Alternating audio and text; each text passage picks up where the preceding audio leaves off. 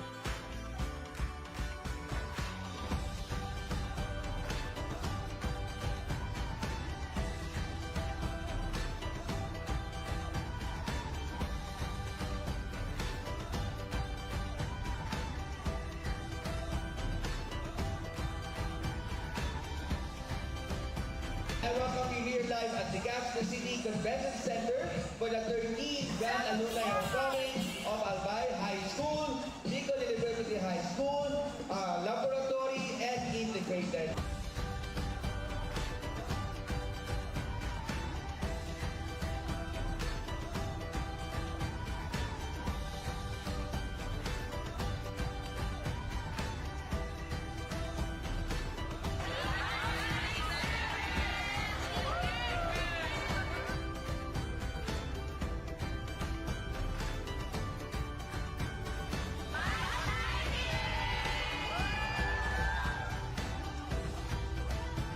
We are really glad na bigwa kita pakikataon na araw ka rin, kaibibanan, and mag-reminisce, and sana po, bungal daw, yung kita dito, and we welcome you all for this 13th Alumni Homecoming.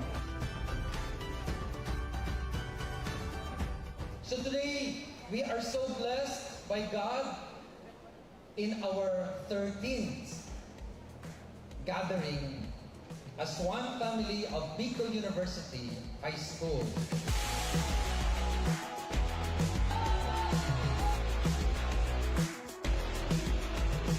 Oh, I'm feeling better than I ever had before. Took a walk outside, like Sunday morning, sunshine and a cup of coffee. Memories are special moments that tell our story. Today, as we celebrate this year's very momentous event after the pandemic or the lockdown, we are going to refresh ourselves where we started our high school life, our journey together way back 1916, present 2023.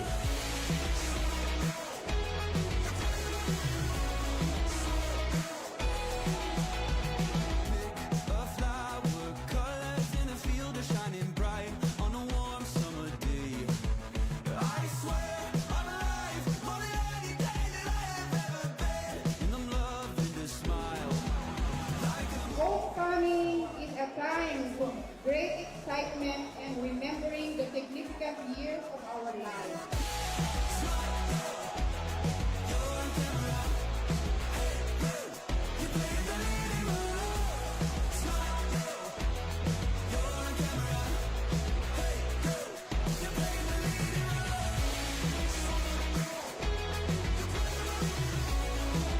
Feels good to be home.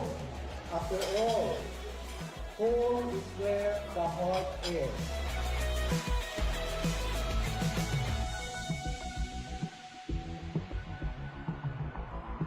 Maganda ang reunions. Maganda ang pagkikita-kita. Subalit, lalong mas titibay ang samahan kung ang bawat isa ay mag-iisip at magtutulungan para sa ikaunlad ng ating minamahal na Bicol University.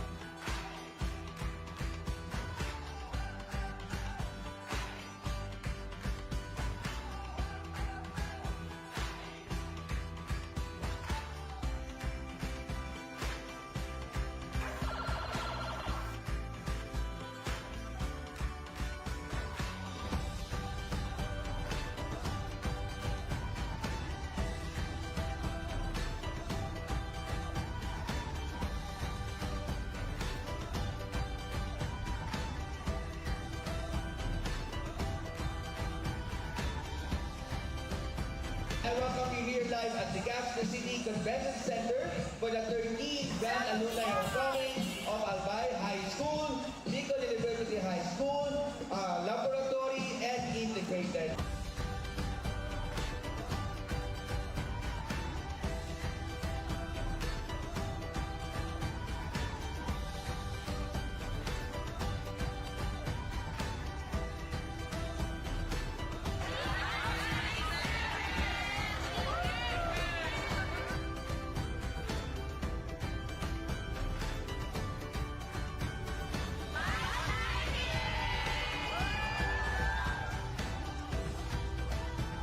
Kaya really glad na bigyan kita pagkakataon na araw ka rin, maglibanan, and mag-reminisce, and sana po, bungal daw, yung kita dito, and we welcome you all for this 13th Alumni Homecoming. So today, we are so blessed by God in our 13th gathering as one family of Bicol University High School.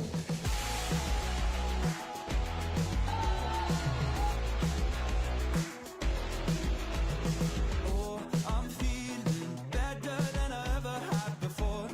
Took a walk outside, like Sunday morning, sunshine and a cup of coffee. Memories are special moments that tell our story.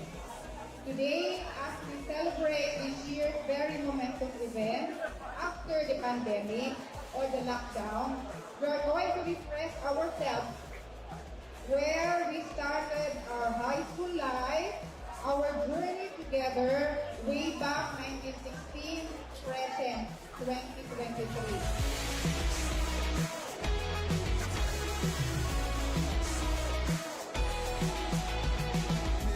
A flower, colors in a field are shining bright on a warm summer day. I swear I'm alive more than any day that I have ever been, and I'm loving the smile.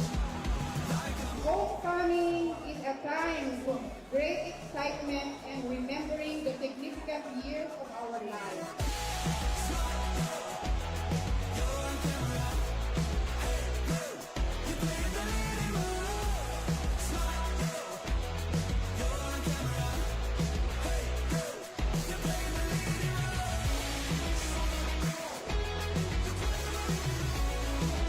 Feels good to be home.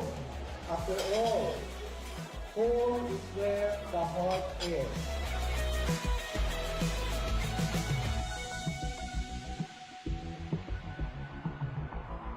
Maganda ang reunions. Maganda ang pagkikita-kita. Subalit, lalong mas itibay ang samahan kung ang bawat isa ay mag-iisip at magtutulungan para sa ikaunlad ng ating minamahal na Bicol University.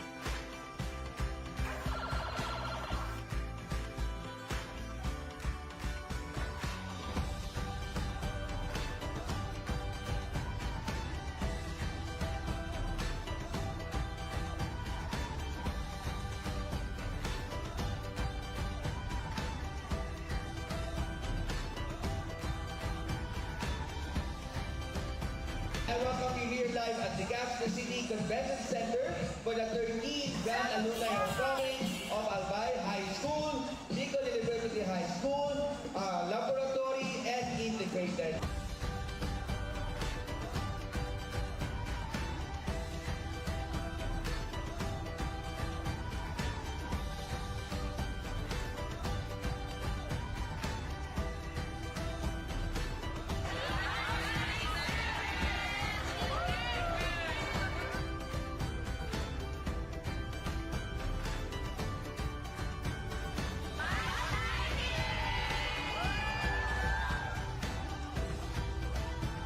Very glad na bigyan kita pagkakataon na araw ka rin, maglibanan, and mag-reminisce, and sana po, bungal daw, yung kita dito, and we welcome you all for this 13th Alumni Homecoming.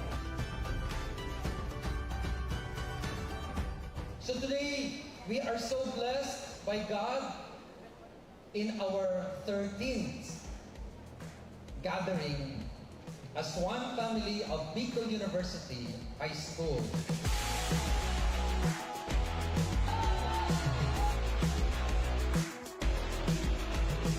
Oh, I'm feeling better than I ever had before. Took a walk outside, like Sunday morning, sunshine and a cup of coffee. Memories are special moments that tell our story.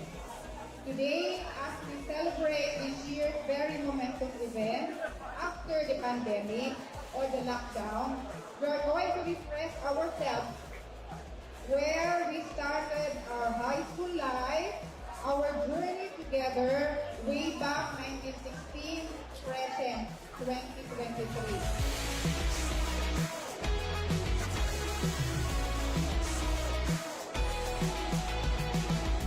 A flower, colors in a field are shining bright on a warm summer day. I swear I'm alive, more than any day that I have ever been. And I'm loving the smile. Homecoming is a time of great excitement and remembering the significant years of our lives.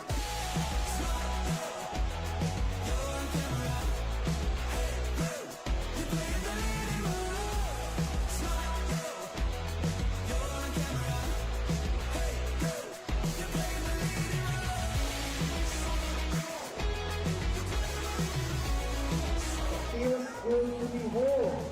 After all, home is where the heart is.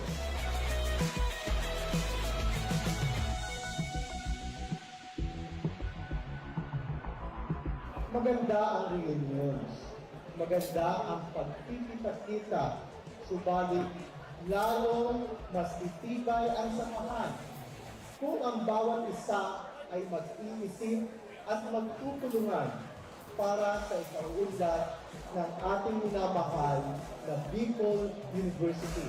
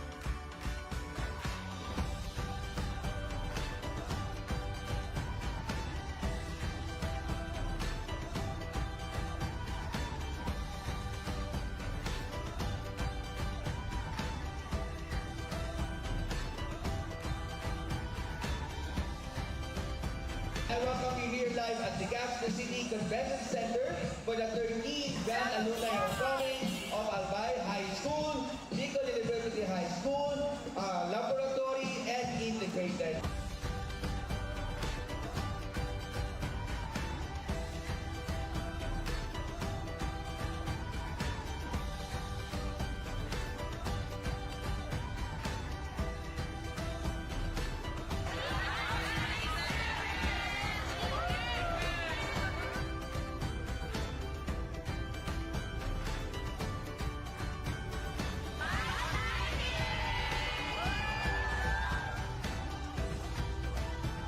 We are really glad na bigyan kita pagkakataon na araw ka rin, maglibanan, and mag-reminisce, and sana po, bungal daw, yung kita dito, and we welcome you all for this 13th Alumni Homecoming.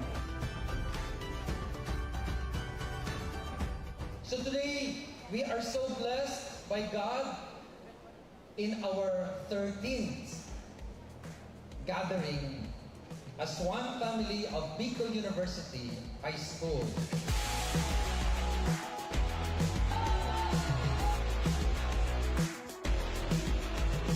Oh, I'm feeling better than I ever had before.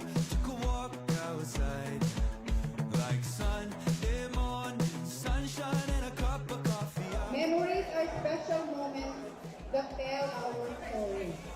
Today, as we celebrate this year's very momentous event after the pandemic or the lockdown, we are going to refresh ourselves where we started our high school life, our journey together way back 1916, present 2023.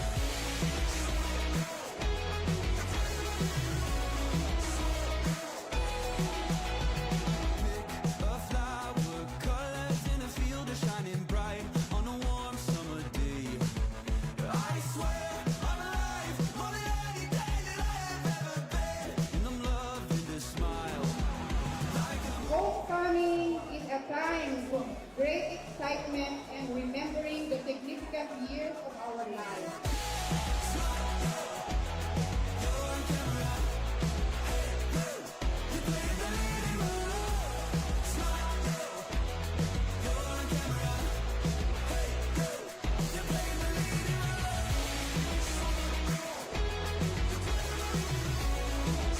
Feels good to be home. After all, home is where the heart is.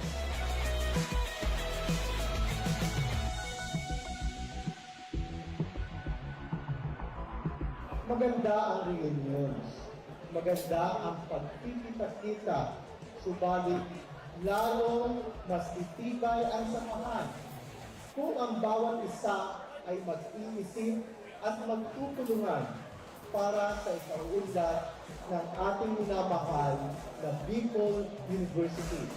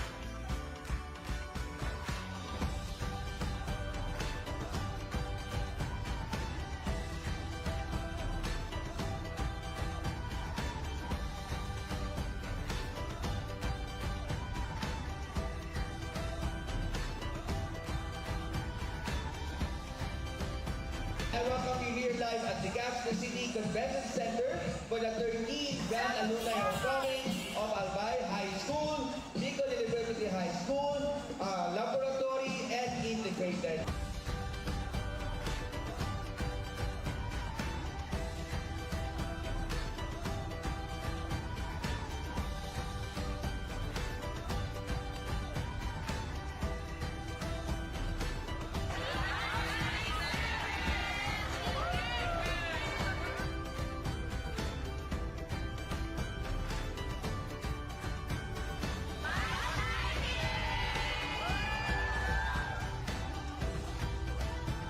We are really glad na bigyan kita pagkakataon para ka rin, maglibanan, and mag-reminisce, and sana po, bungal daw, yung kita dito, and we welcome you all for this 13th Alumni Homecoming. So today, we are so blessed by God in our 13th gathering as one family of Bicol University High School.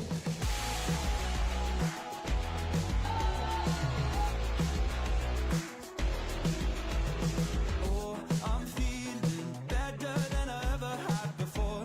Took a walk outside, like Sunday morning, sunshine and a cup of coffee. Memories are special moments that tell our story. Today, as we celebrate this year's very momentous event after the pandemic or the lockdown, we are going to refresh ourselves where we started our high school life, our journey together way back 1916, present 2023.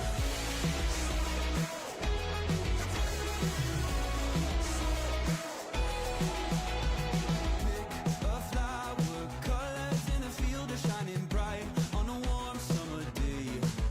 I swear I'm alive, more than any day that I have ever been. And I'm loving the smile. Homecoming is a time of great excitement and remembering the significant years of our lives.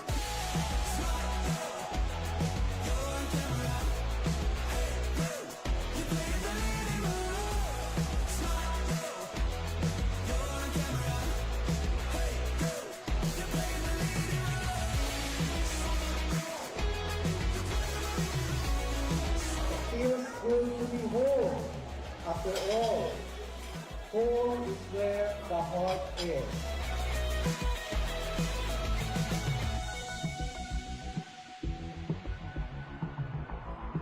Maganda ang reunions.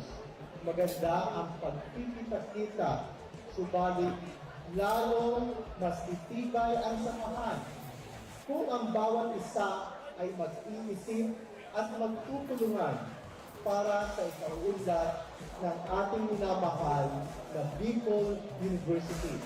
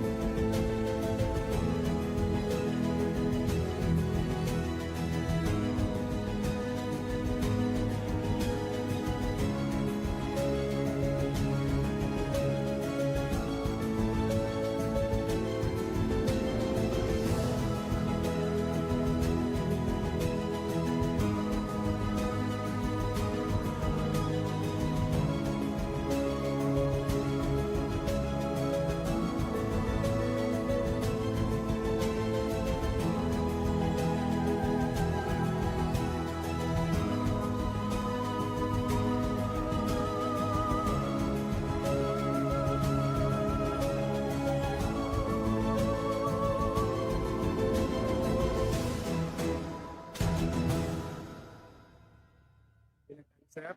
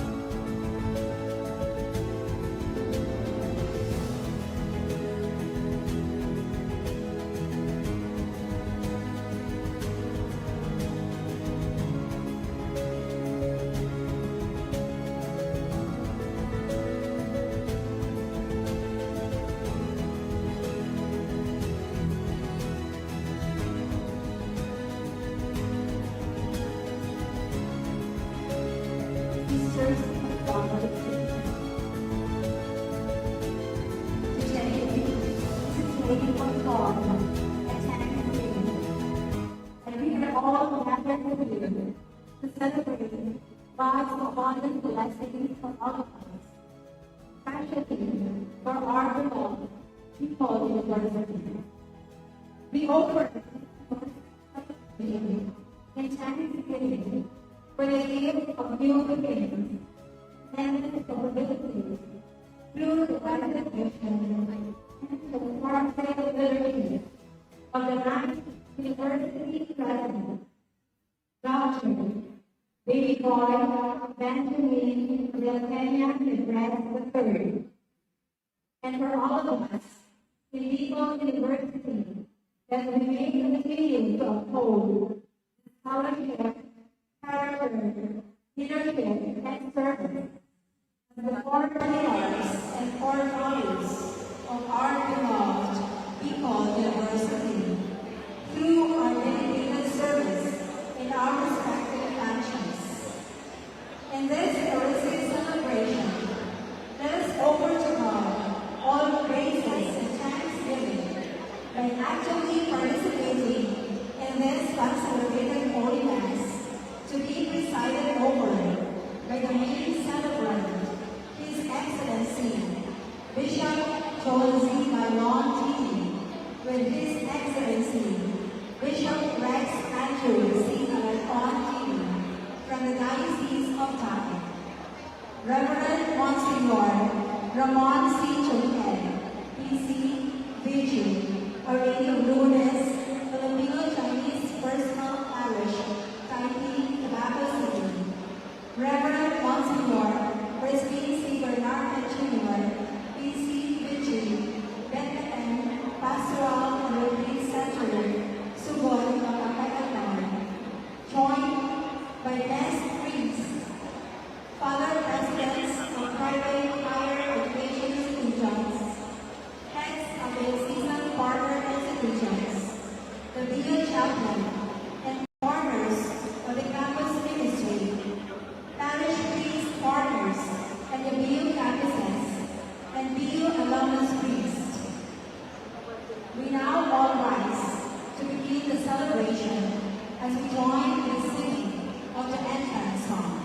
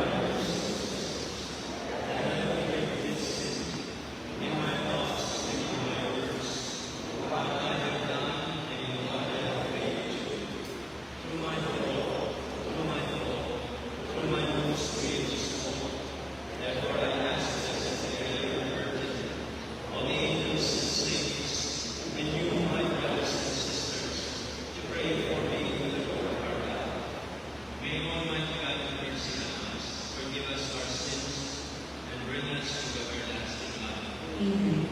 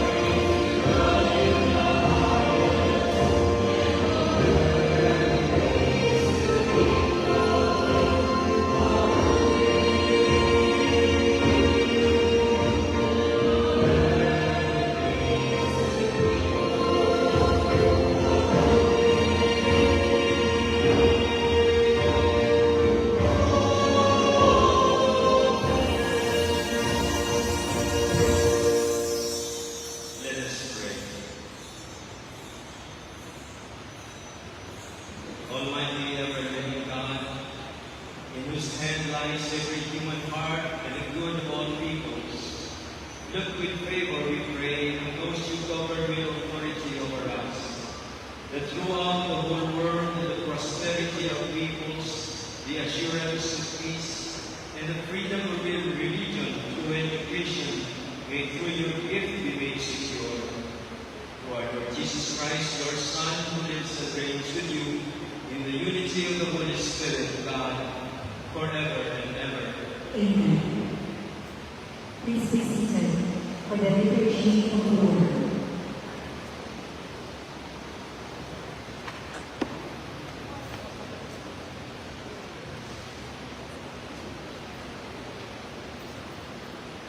First reading. A reading from the second letter of St. Paul to Corinthians. Brothers and sisters, such confidence we have in Christ the Lord God. Not like ourselves, we are qualified to be credit for anything that is coming from us. Rather, our qualification comes from God, who has indeed qualified us as ministers of the new covenant. Not of letter, but of spirit. For the letter is death, but the spirit is life. Now if the ministry of death, far from letters and soul, was so glorious that the children of Israel could not look intently at the face of Moses, because of his glory that was going with him, how much more will the ministry of the spirit be glorious? For if the ministry of condemnation is glorious, the ministry of righteousness will now assure your glory. Indeed, what was without the glory has come to have no glory in this respect, because of the glory that surpasses. For if what was going to fade was glorious, how much more will what endures be glorious? The word of the Lord. Thanks be to God.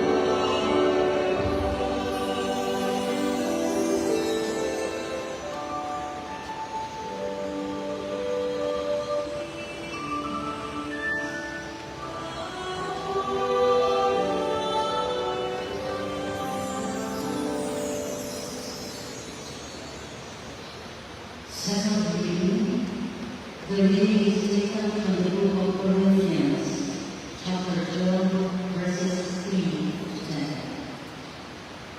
And I hold this man, whether in the body or apart from the body, I do not know, but God knows, was called to paradise and heard inexpressible things that no one permitted to tell.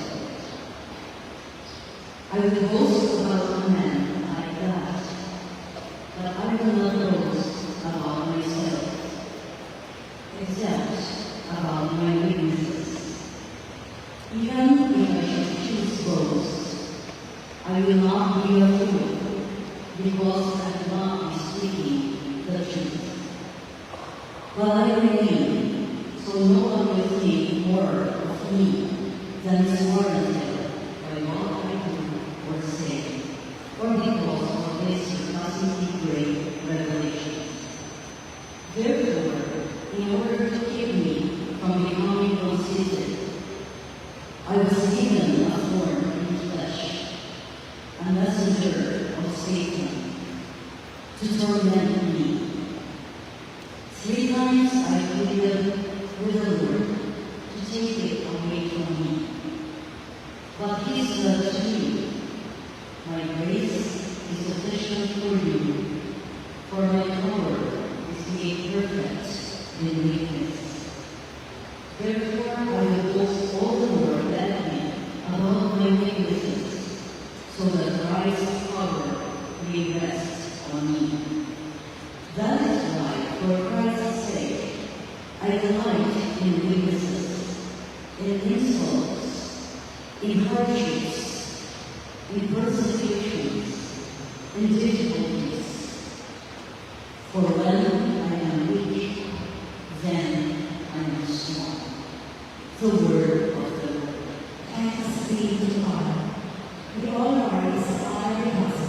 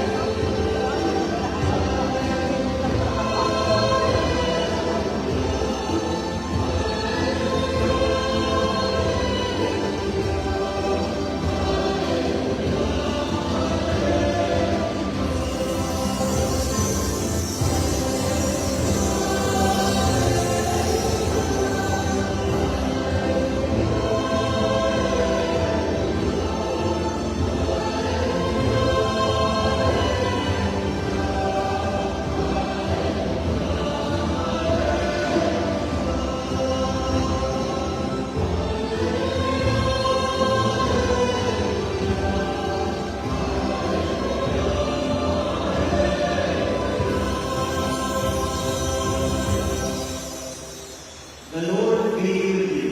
And with your spirit. A reading from the Holy Gospel according to Mark. Glory to you, O Lord.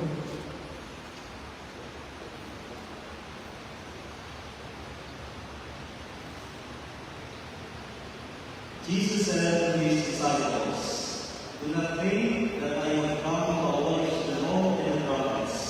I have come not to abolish, but to fulfill. Amen, I say to you, until heaven and earth pass away, not the smallest letter or the smallest part of a letter will pass from the law, until all things have taken place. Therefore, whoever breaks one of the least of these commandments and teaches others to do so will be called least in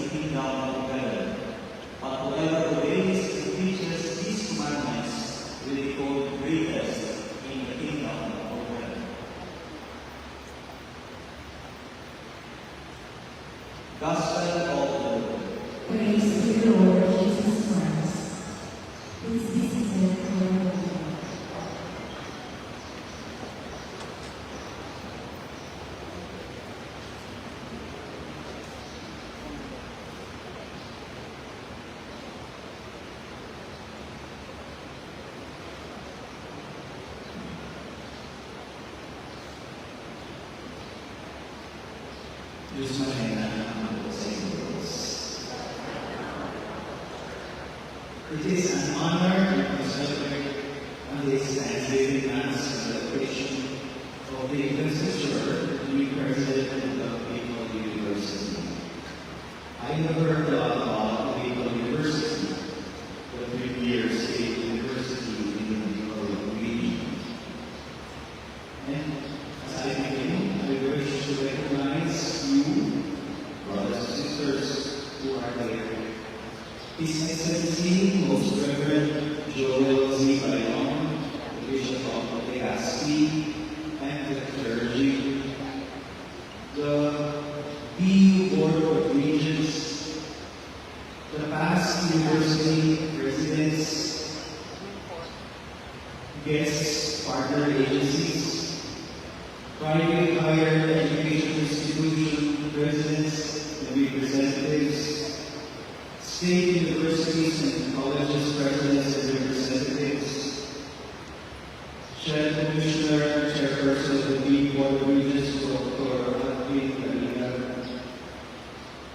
the students, the faculty, the non-teaching staff, the whole school community of the Bicol University, and certainly the new president, Dr. Baby Boy, Benjamin Henderson, family, all of you dear brothers and sisters. I took time to recognize you because it is you who compose the university. The president, rather this event is of the president as it is of the whole school community. The president, in fact, represents the whole community. And without you, what would the president be? It is because of you, the school community, and for you that the new president has been chosen. And it is for you and because of you, I'm very sure, that he has accepted the responsibility and the opportunity in your service. Thus, with my brother Bishop, please accept our sincere congratulations to the new president and the whole community of the Bicol University. On this special occasion of the investiture of the new president, two insights about leadership and life come to my mind. The first, there is a time for leadership, and leaders have their own time. Today, we witness the changing of the guards. Dr. Arnulfo Mascarenas, after dedicating service to the community, takes his vow. He deserves the gratitude for bringing the university to greater heights. His desire was to allow BU to shine not only in the province, in the region, but in the country and beyond. He deserves our adulation. The changing of the guards is a normal and necessary event in the life of that institution and that organization. While we recognize what the previous leader has accomplished, we also humbly accept that one has his or her time, and that after all of us know the need is indispensable. And perhaps this is a very good reminder for our new president and all of us who are taking the reins of leadership. One does not hold office forever. Yet, when the ball is in our hands, we do our best with the help of God's assistance, that we may contribute to the good of those trusted to us at the given time. We offer thanksgiving for the service of Dr. Magda Mascarenas, as we take God's blessing for Dr. Neves. Today, once again, we behold the blessing of one who leads. It will not be a walk in the park, as we say. We pray for courage, perseverance, and determination for Dr. Neves. The second insight is, there is a prize to leadership. Every good leader comes up and steps up because he has done much even before the title is given to him. The rank of office is not what makes someone a leader. Being title is not that which makes us a leader. Leadership is the choice to serve others with or without any formal title or formal rank.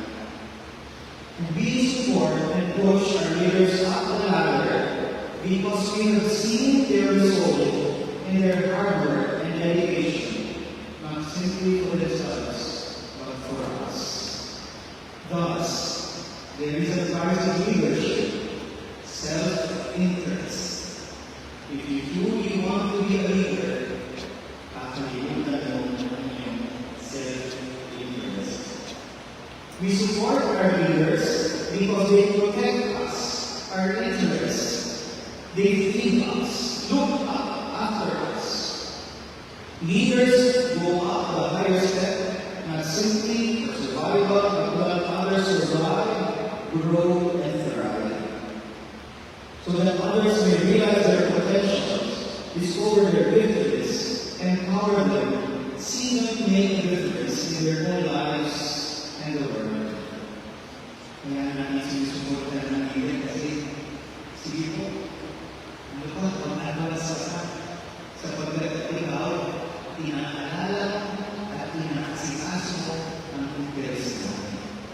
At hindi po ang iyong sariling interes. That is the price of leadership. They are willing to make the ultimate sacrifice, like the captain of the ship, who, when the ship capsizes, will be the last to jump off the ship. Leaders are those who look out for those who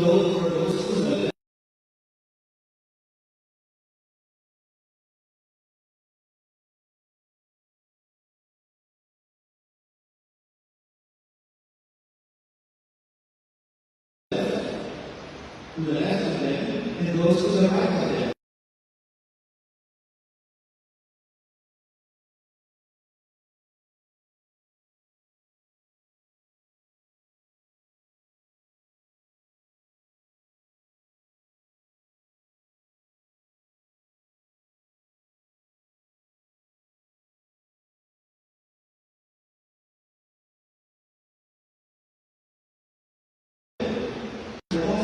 For others, even when they disagree with us.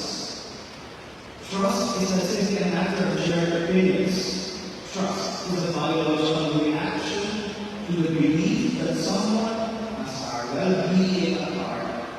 Leaders are those who are willing to give up something of their own for us. Messages are so great. Pope Francis would say it's not simply a time of change, but a changing of times. We have seen and experienced how the pandemic has changed many things. The future is uncertain, but we continue to push forward. The Legal University has taken leaps these past years, thanks to the leadership, not only of the administration, but all the members of the community, the different departments, the deans, the heads of the departments, the faculty, the non-teaching staff, the board of regents, and of course the students and all the stakeholders. And the mission continues in the 21st century, which is characterized by multiplicity, plurality, multiculturality, and diversity. I would imagine many years before, being must have only limited course offerings, but now it has expanded from few choices to multiple choices. And such is our world today. Gone were the days when knowledge was solely in the hands of the professor. Knowledge has been democratized. At kung gusto mo mag-artista, kailangan mo ng artista. Ngayon, isip mo ng artista, basta nakauta ng post sa social media, nakauta ng bata, pwede ka naman ng artista. Democratization of knowledge, even in that aspect. So that we have seen these changes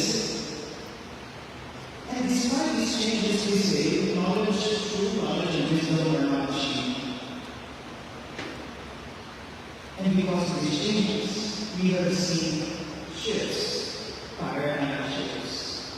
For us educators, we have often heard that the teacher, the educator, who previously was the sage on the stage, is now called to be a guide alongside.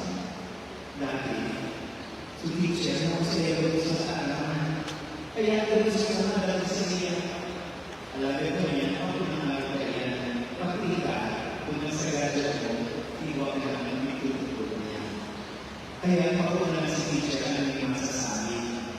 Pauna si Father at si Mayor ang may masasabi. Ang lambang saro, iguana ng boses. Ang lambang saro, hindi naman karami. Dati ako ang balita, sa radyo, sa TV, sa television. Kunya, ang lambang saro na nagdiligo ng balita at nag-comment sa social media. We are content makers. Such is the future. Times have changed. Yet, we do not relent despite these changes and challenges. And because the future is uncertain, we continue with the mission of education, because education is a path by which we understand how the world operates. It is through education by which we attempt to predict the future. Science is a path by which we take hold of the creative goals. Arts and humanities are by way in which we express our understanding and appreciation of these very same goods. And today, we have seen, only today, the recent past, we have seen how the classroom has literally expanded. The classroom has become modern. And we now have slogans of learning for life, lifelong learning, and lifelong learners. In my university sa abroad, 65 years old na bago sa university, in recent years, there have been changes and shifts but not limited to the educational landscape. For example, listen to this mga pagbabago from closed societies and organizations to transparent and accountable organizations.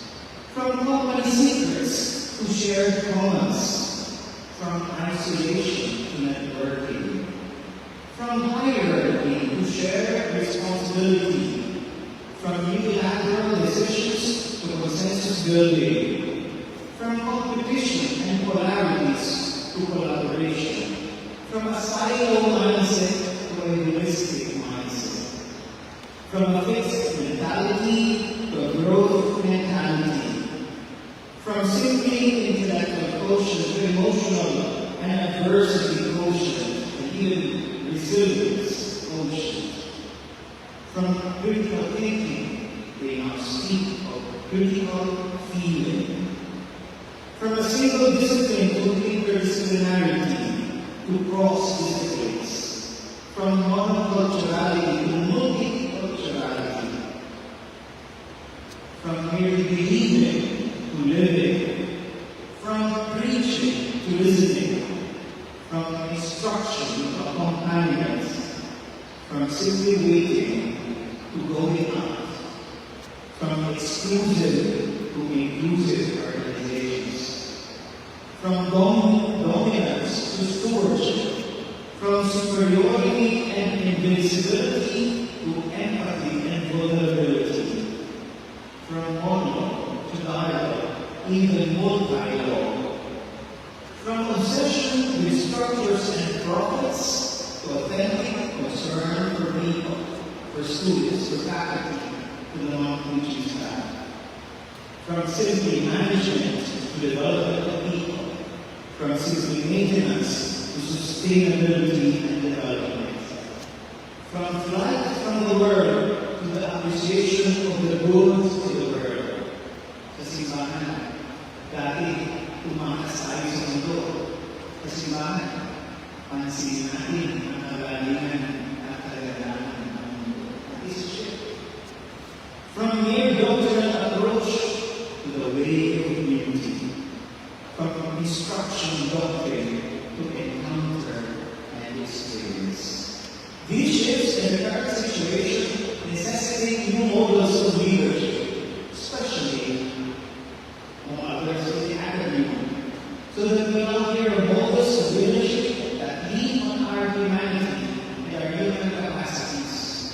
speak.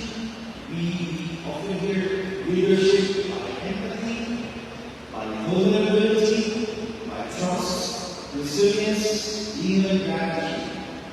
All the more, what is we need is the background of the continuous advance of digital technology. And these are expressed in the vision of the Legal University, a university for humanity, characterized by productive scholarship, transformative leadership, collaborative service, and distinctive character for sustainable societies. In the university, we have the science and the humanities, and through these, we strive to attain the vision of the university. With science, we study the natural world and how its diverse species act individually and with others. With humanities, we study the inner world, the self, and the way in which it functions and perceives things. Are these complete that we have to come together in this church? Hindi ba complete na kaya ang science and humanities? Bakit tayo muna ang pagpilipot pag-ibig asin mga G, asin mga harap, katatapang ng mga nanos? Because, dear brothers and sisters, in our daily search for truth, kada vez na natulog ka, kada vez na nag-research ka, kada vez na hinamatigo ka sa ikaw ng estudyante, kada vez na mamaya ka ng eskwelahan, hinahanap mo ang pagbabago ng totoo. Yet, in our daily search for truth, there is a hunger that is not easily satisfied.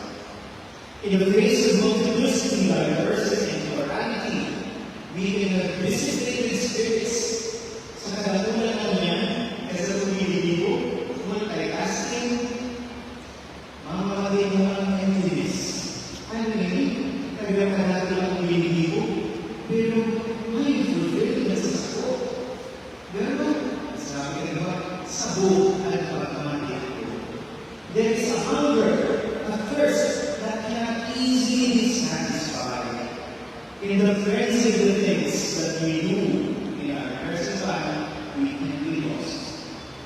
Thus, we continue our search for truth so that we may experience and find the joy of truth, the love of veritas, the joy of truth. The human heart is restless until it finds the truth, until it encounters and dwells within God's light and shares the light with all people. For us believers, we are here not simply as academicians, not simply as teachers or administrators. We are a community of faith. For us, truth is not an abstract idea.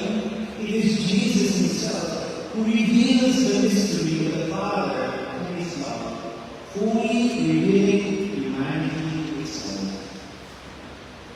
Thus, four proposals for our new president of the school community. The first proposal: take stock of the faith. Do not neglect the faith. We need both logic, we need both reason and faith in order to arrive at the truth. For as believers, we cannot neglect the role of faith in understanding the mysteries of human life. Hindi natin for microscope kailangan natin. Hindi natin mga tools ng ating science kailangan natin ay unang pagtuot. We have to remind ourselves and our students that land is that live by bread alone, but by every word that comes from the mouth of God. During the pandemic, maski ang siyensya na sakitan. During the pandemic, sisa sumwarta sa sakitan. During the pandemic, nasa mga pamilya ay nananiyo. Ang sagot na nakakabat sa sagot sa panahon ng pandemic. Ia sabihin pagpulod, iwala, sinagrasya ng mga Diyos. My dear educators, do not forget the faith. Truth is attained not simply by reason, but also by faith. There are two paths to truth, reason and faith. So kung natin pilikot at ipinipon ang labos na problema, kami naman masabot ang payun. But with faith, it doesn't mean be able to explain everything. But faith gives us a life that reason is not able to afford us. Dahil kung magpapagayan ang sa itong pagtulog, kadapol ang uwis mo yan, madaling namundo ang iba napapaliwakalan. Kaibuhan na rin sa karaan ng pagtulog. Imahilita ang pagtulog na nagdasato kung hain kita naman yan. Ang lamang sa susunod ang kapagsasabi, ako lang ang bibig, huli na ako ng iwala. Bakit sana ang sa puwit ang doon na we have to preach this. The second proposal is to continue the dialogue within the university and outside the university. Truth is logos, dialogue, communication and communion. This is the integration of the different disciplines, but also the dialogue of reason and faith. Bakit magkaliwal ang pagtugod sa kanang siyensya, kaipuhan ang pagtugulan. Bakit sa NIE, the dialogue among believers and unbelievers. Not everybody in the university is a believer. Not everybody in the university is Catholic and Christian. But we must engage in dialogue. Believers and unbelievers. Christians and non-Christians. We must engage in dialogue because we do not have a monopoly of the truth. And in each is found the true, the good, and the beautiful.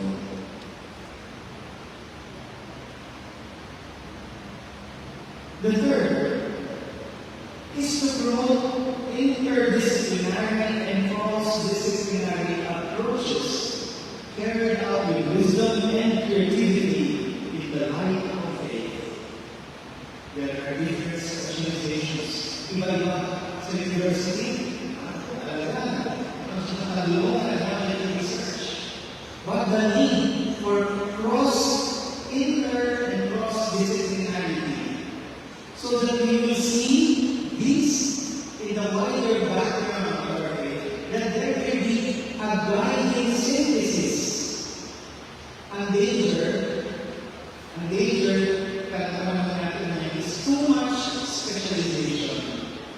Pag too specialized, dahil ka nasa mga big picture. Yung nasa nahihing nasa sa buwan, dahil ka nahihing the thread, or the dots, we are not able to connect the dots. Our faith in God allows us or gives us a template, so to speak, how to connect the dots and to see the diversity in one tapestry. For us believers, it is to restore the unity of content, perspective, and aim of science being taught on the basis of the Word of God and its culmination in Christ Jesus, the Word of God. Pagkatapos ng lamusta, pag-iwag, pagkatapos ng i-advance ng department mo, pagkatapos ng pag-iwag ka natin ng projects, pinimigyan na ako, pagkatapos kayo, ano na? We need faith. Faith allows us to see our place in the big picture. And finally, to promote collaboration. In the midst of plurality and diversity of different cultures and peoples, we must promote the universitas, the totality, the whole, the world, the universe. In the face of overwhelming phenomena, there is a greater need for working together because the problems in the dilemma we face today cannot be solved by We are not saved alone. The university cannot stand on a single person, neither a single department. The university is a university because it is a whole, because it is a totality. And dear brothers and sisters, St. Paul says, we walk not by sight, but by faith. It is not simply by reason or logic that we come to the truth and gain access to the mysteries of life. Many of the deep questions we carry in our hearts cannot simply be satisfied by data and statistics, while they are important.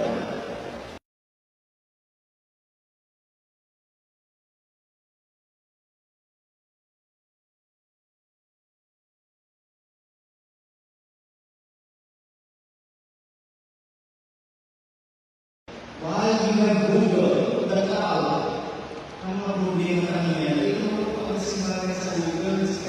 My dear brothers and sisters, we have reached the moon with other planets. We have entered the innermost parts of our bodies.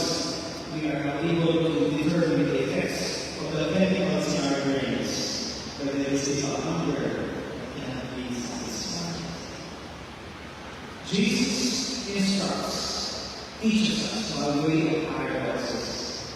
And he says, unless a grain of wheat falls to the ground and dies, it will not bear fruit. He also says, he who loses his life will find it. And then he will say, the last shall be the first, and the greatest is the servant. These are paradoxes in leadership and in life. And from these we gather that it is from the willingness to be last that we truly serve others. It is in the courage to undertake first the needs and interests of others that we become real and authentic leaders, whether as a university president or a head of the department of the heavenly office or as faculty or even as student. There is the cost for leadership, self-interest. Jesus reminds us the greatest among you is the servant. It is true that the Alpha, we speak of the Alpha, may be stronger among us, and we boost their confidence with our respect and admiration, because we know that when we face a threat, we expect that he will be the first to rush and face the danger to protect the rest of us. Even in the rise of AI resources, the true knowledge, Prophecy Anna said, if your actions inspire others to be more, learn more, do more, and become more, you are a leader. And when the students, the faculty, staff, dream of a better future, invest time and effort in learning more and doing more for the university, and along the way, they become leaders. You are a leader who takes care of their people and stays focused on the well-being of the organization can never fail.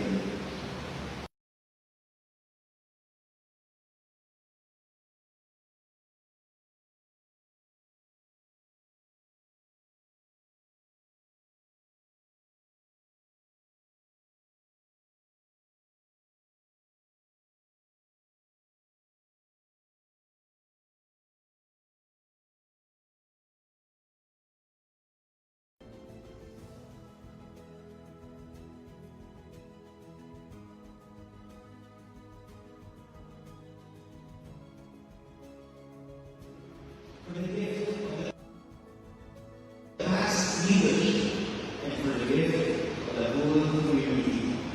I close by reminding ourselves the words of Jesus, the greatest among us continue to thank the Lord for the gift of leadership and for those who undertake the difficult and noble task of service. And we wish to bless you and guide you.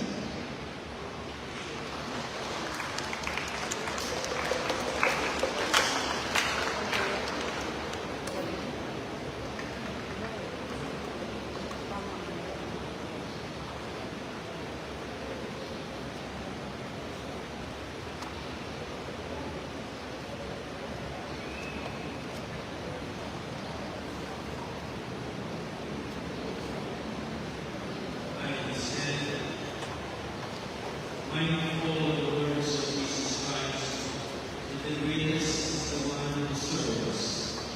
We pray to God our Father for a true spiritual service among all people. And our response to every relation be, God of order, keep us in your way. God of order, keep us in your way. That the Holy Father and the bishops, through their teaching and way of life, may encourage the flock to follow Christ's way of life. Let us pray to the Lord. Keep us in your way.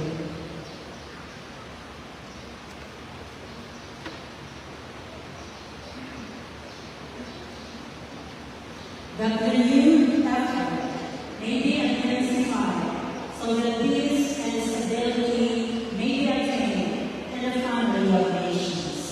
Let us pray to our Lord, keep us in your way.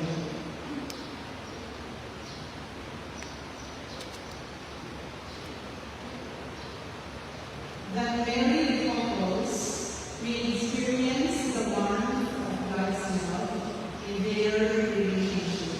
Let us pray to the Lord. Our Lord, keep us in your way.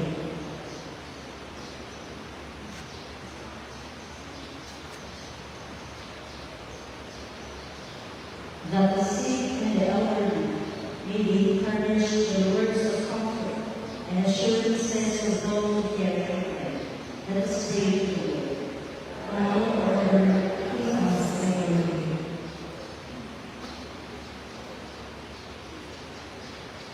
The faithful departed may be whole, the face that no eyes have seen and no ear has heard.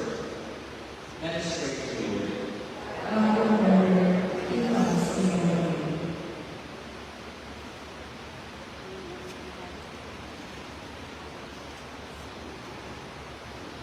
That the University Administration, deans, directors, the heads of offices may be blessed with the spirit of fortitude, resilience, compassion, and confidence in building collaborative service to accomplish its task as an academic institution.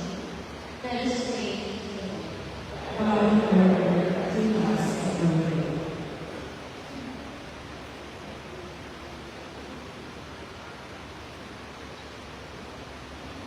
That the Bicol University family, students, teaching and non-teaching personnel, may continue to grow in faith, hope, and love for one another. Forever seeking the path towards understanding, unity, tolerance, and acceptance. Let us pray to you. Our Lord, keep us in your way.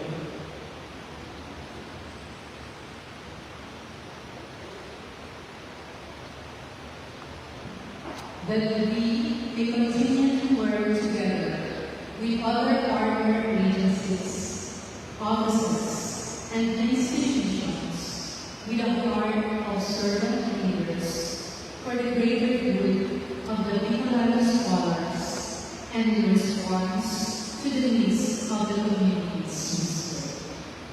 Let us pray to the Lord. Our Lord, keep us in your way.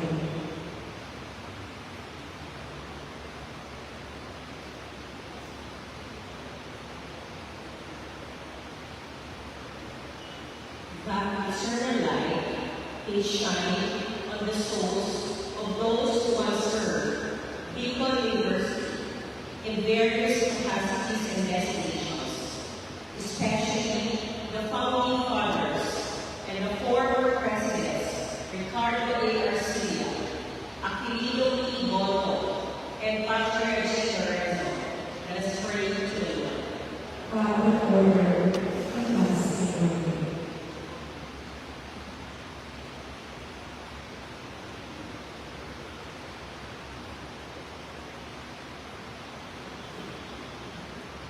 That the ninth Bicol University President, Dr. Baby Y. Benjamin D. we rest assured, guided by the Holy Spirit in all his plans and decisions, as he assumes the leadership of People University. May he and his family experience the abundance of good health, safety, protection, and proper disposition. Let us pray to the Lord. God of order, give us the way. Heavenly Father, help us to serve each other by imitating your Son, who became his life for us. We ask this through Christ our Lord. Amen. This is the Lord.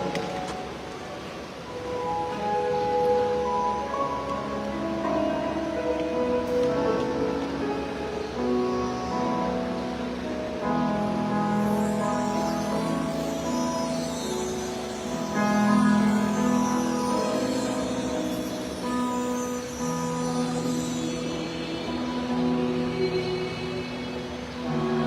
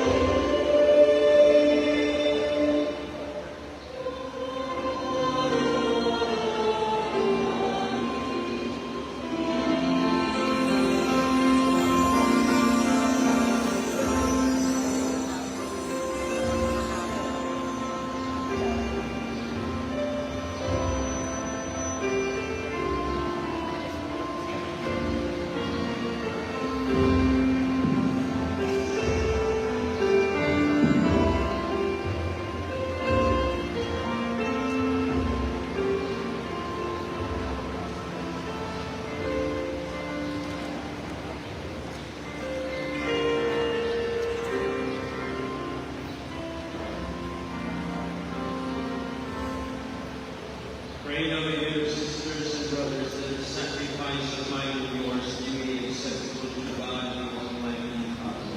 May the Lord accept the sacrifice of your hands, for the praise and glory of his name, forever and ever to all his holy church.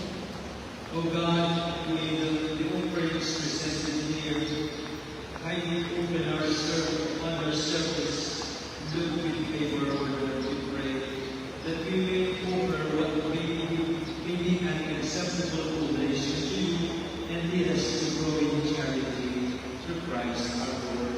Amen. The Lord be with you. And with your spirit. Lift up your hearts. We lift them up to the Lord. Let us give thanks to the Lord our God. It is right and just. It is truly right and just, our duty and our salvation, always and everywhere. We give you thanks to the Father of most holy, through your beloved Son, Jesus Christ, your word, through whom you made all things, whom you sent as our Savior and Redeemer, incarnate God, who is and born of the Virgin, fulfilling your will and gaining for you a holy people. He spreads out his hands as he endured his passion, so as to break the bonds of death and manifest the resurrection. And so with the angels and all saints we declare your glory, as with one voice we acclaim.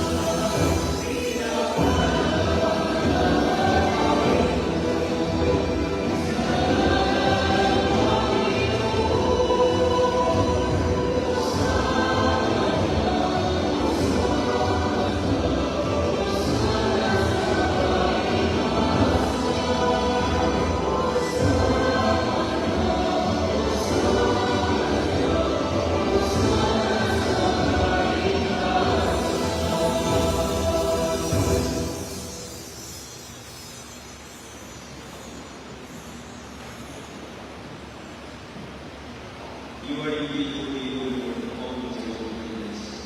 We holy therefore this year we pray, send down your spirit upon us, that you, Lord, the divinity of blood and blood of your Son, our Lord Jesus Christ, to man, we celebrate this celebration.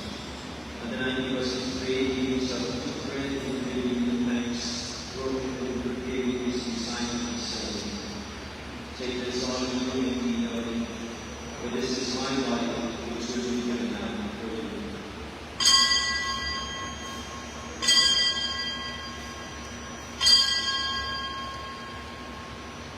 In a similar way, when supper was ended, he took the chalice and once more giving thanks, gave his disciples, saying, take this all of you and drink from it, for this is the chalice of my blood, the blood of the new and eternal covenant, which was poured out for you and for many, for the forgiveness of sins. Do this in memory of me.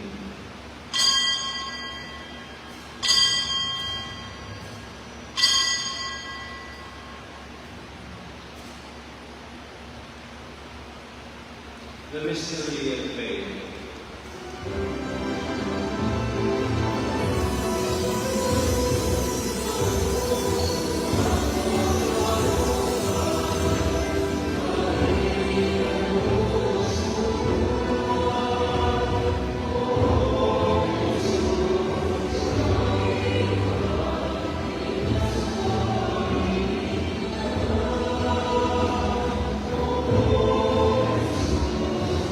Amen.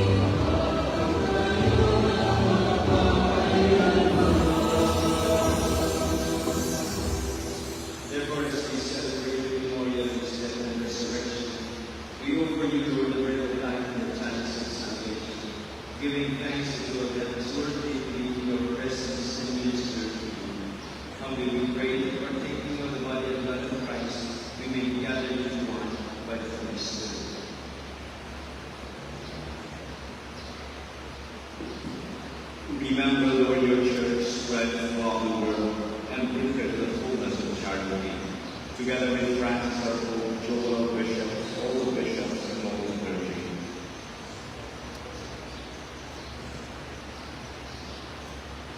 Remember also our brothers and sisters who have fallen asleep in the hope of the resurrection, and all who have died in your mercy. Welcome them into the light of your grace. Have mercy on us all, we pray, that with the blessed Virgin Mary, Mother of God, with Saint Joseph, with the blessed apostles and all the saints, who have pleased you throughout the ages, we may merit to be co-heirs to eternal life, and may praise and glorify you through your Son, Jesus Christ.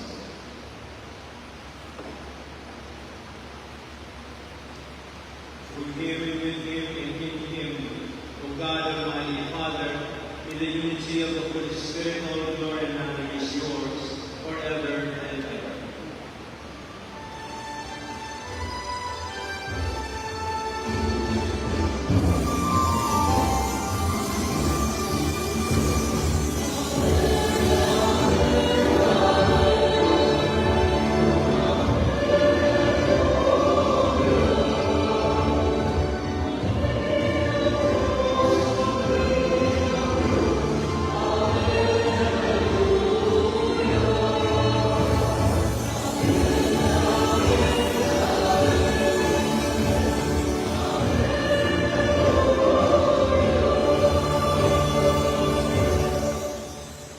The deceivers commanded Pope by teaching with you, saying,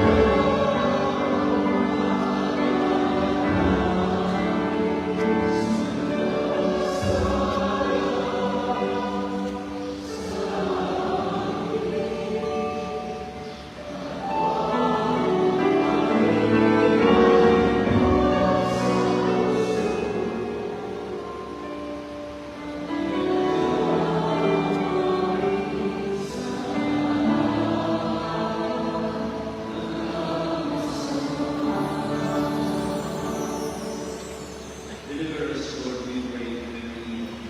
Graciously grant peace in our days, that by the help of your mercy we may always be free from sin and saving of distress, as we await the blessed hope and the coming of our Lord and Savior, Jesus Christ.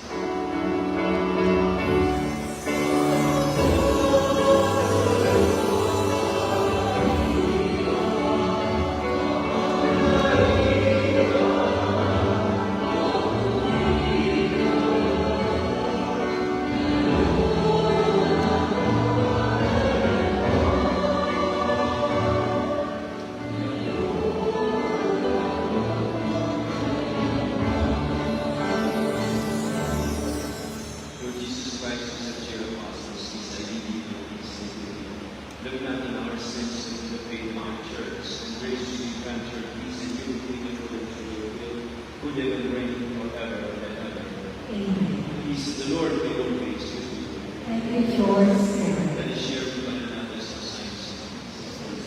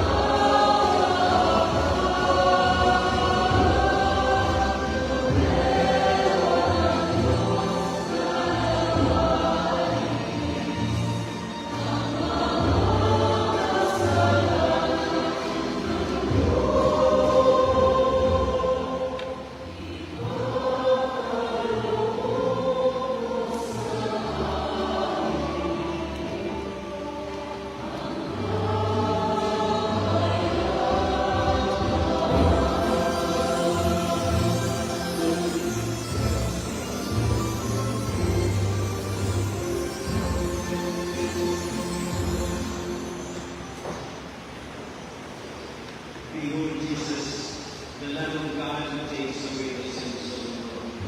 Happy are those called to the supper of the Lamb. Lord, I am not worthy that you should enter under my roof, but only say the word, and my soul shall be healed. May the body and blood of Christ give us savor everlasting life. Amen.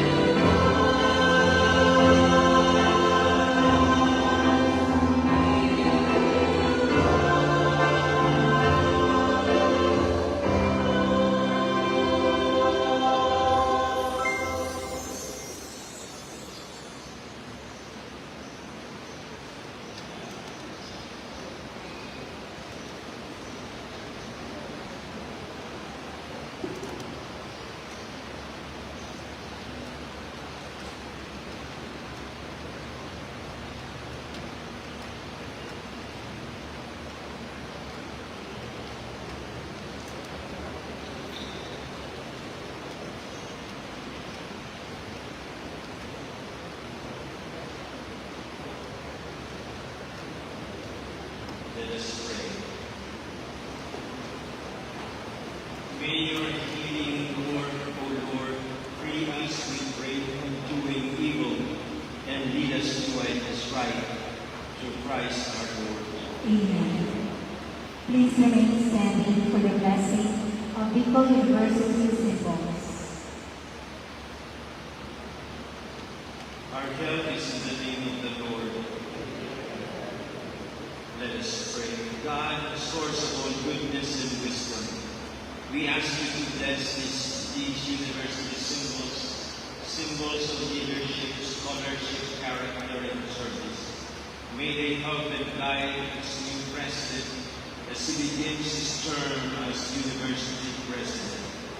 May they be a sign of wisdom that guides the Christian life and strive wholeheartedly to stand by Christ as their teacher. Through our Lord Jesus Christ, your Son, who lives and reigns with you in the unity of the Holy Spirit, God, forever and ever. Amen. Please be seated for a while.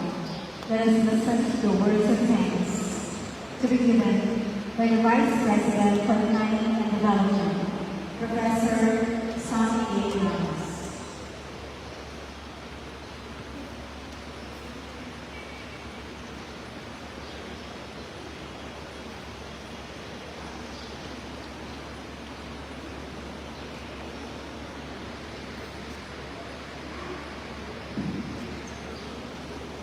Gratitude is the language of love. And today, our hearts are full for the Thanksgiving Mass to like acknowledge the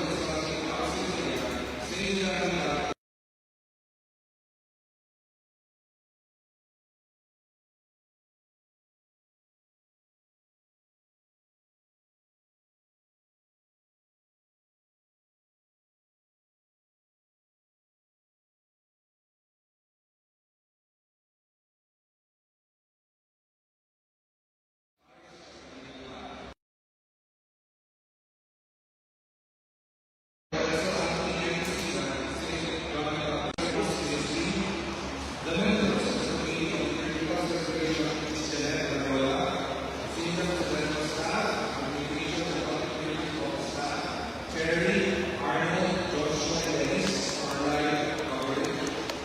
Dr. Ray Habalo and staff of the National Office.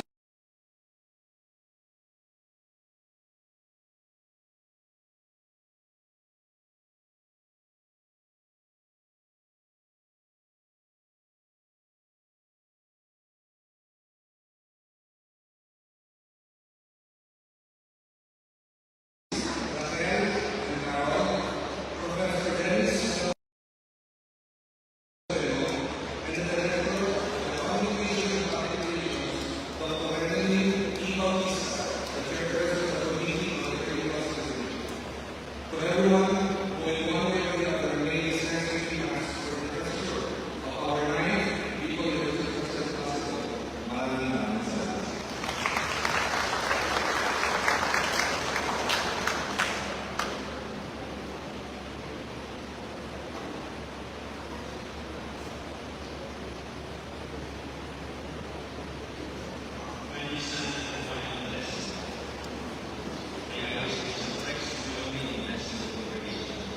The Lord be with you. And with your spirit. And you by your lips and pray for God's blessing. May Almighty God bless you in His kindness and pour out saving wisdom upon you. Amen. May He nourish you always with the teachings of faith on the faith, and may you persevere in good deeds. Amen. May He turn your steps towards Himself and show you the path of charity and peace. Amen. And may the Almighty God bless you all. Father, the Son, and the Holy Spirit.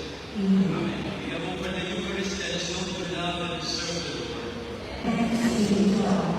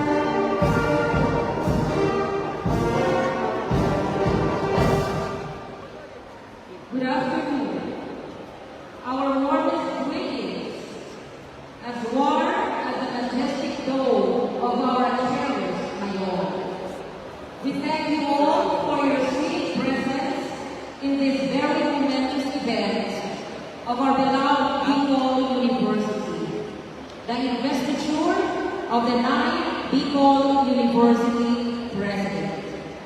Ladies and gentlemen, the processional led by the University Academic Marshal.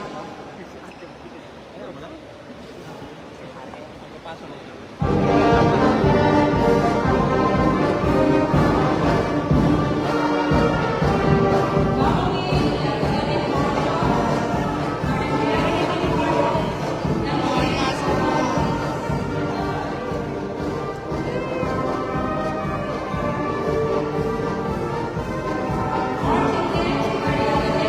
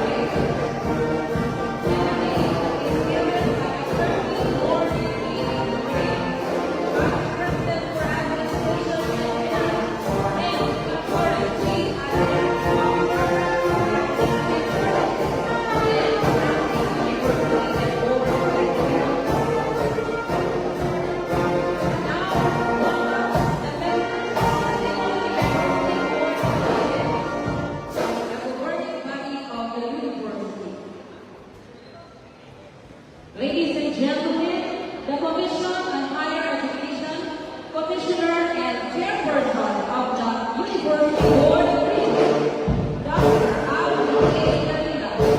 Commissioner Davila is joined by his beloved wife, Mayor Maricela Davila.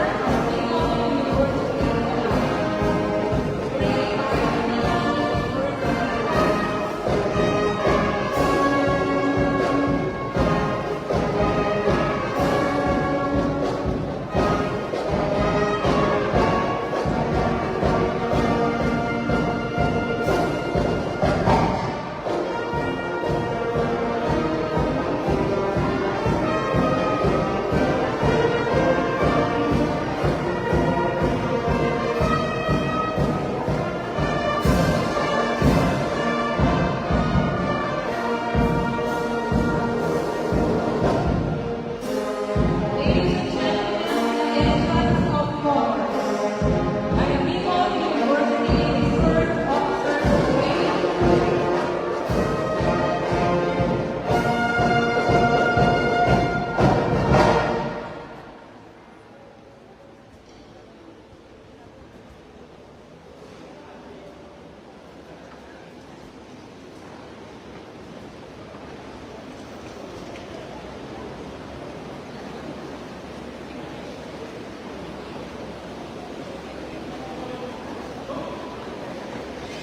We now formally begin the ceremony. Everyone is requested to stand and sing with fervor the Philippine National Anthem with the Bicol University Marching Band accompanied and Director Alina L. Salas of the Institute of Physical Education, Sports and Recreation, conducting.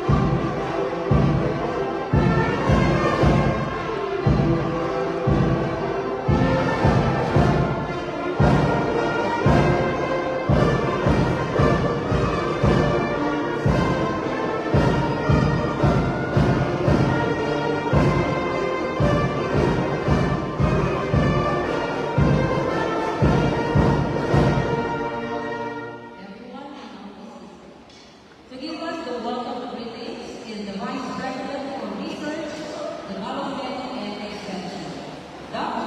Alina L. Estrella.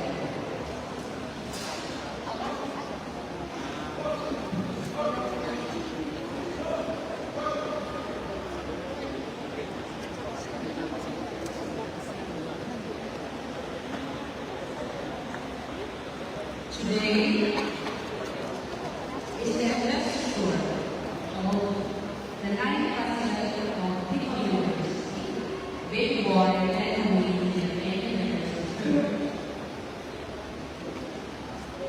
I would like to have this greetings from all of you who are present to the heads of departments and chiefs of office of Bicol University, to all faculty members and support personnel of the to our new students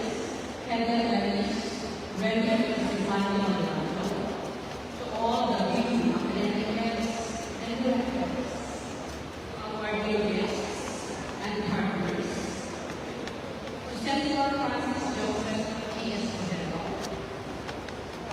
represented by Mr. Ramos, to Honorable John Charles Serena, representative of the Second Congressional District of the Baha'i, to Honorable Dr. Mrs. Con, Amy Abdul, Regional Director of Chef Original Office of the Baha'i, to Dr. Roberto Serrano, Regional Director of the Department of Science and Technology in the Office of the Baha'i, to all the private higher education institutions, presidents, and representatives.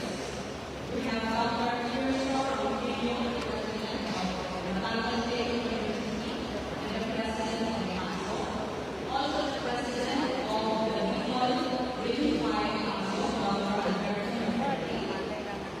To all representatives of all other state universities and colleges in the Bicol and outside the Bicol region, to our former region presidents, to our vice presidents, former vice presidents, and to my new fellow designated vice presidents, to Dr. Albert A. Ganda, Chair Commissioner and Chairperson, David Ward, and then of course, the Most Reverend Bishop Lawrence Ranion, Bishop Rex Ranion, and all the priests who join us here today, and foremost, to Dr. Baby Boy and Emilia Kenya, and her sister, the 9th President of the Bicol University, together with his loving wife, Mrs. Carlin Delgado Neves, and the rest of the Neves family. Just learning how to move and because I'm not amidst the warning signal alert for non-colonial corruption, the brave and resilient veterans, and the fellow Bicolans, together with our guests from other regions, are gathered here to witness another milestone in the history of the Bicol community. As a representative of the Pili family, given this task, I would like to extend a very warm welcome to each one of you joining us in this moment of celebration. Thank you so much for your valuable presence. The time you are sharing with us today is highly appreciated, for we know that you are very busy too. Take it as a reflection of support for all the Bicolians as you will take another journey this time, headed by our ninth President, Dr. Victor Benjamin Villamena Neves. With God's guidance and without teamwork and camaraderie, I know that Bicol University will be able to take their hands and survive the needs that come from the needs of our clients. May this event be filled with happiness, congeniality, and happy memories. Most of all, let us pray for the safety of every one of us. Again, a very warm welcome and big hugs from the Bicol University.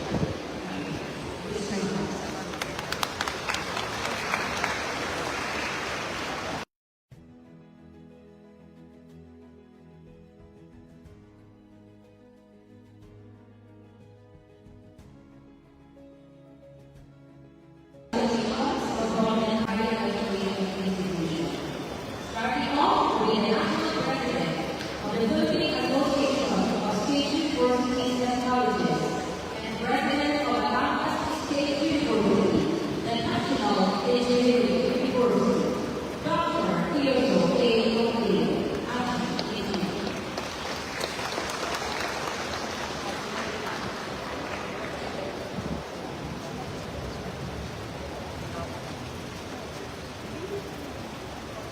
Members of the Bicol State University, chaired by Commissioner President Willie Neves, members of the staff, Bicol University, not only presidents, university partners, friends, good afternoon.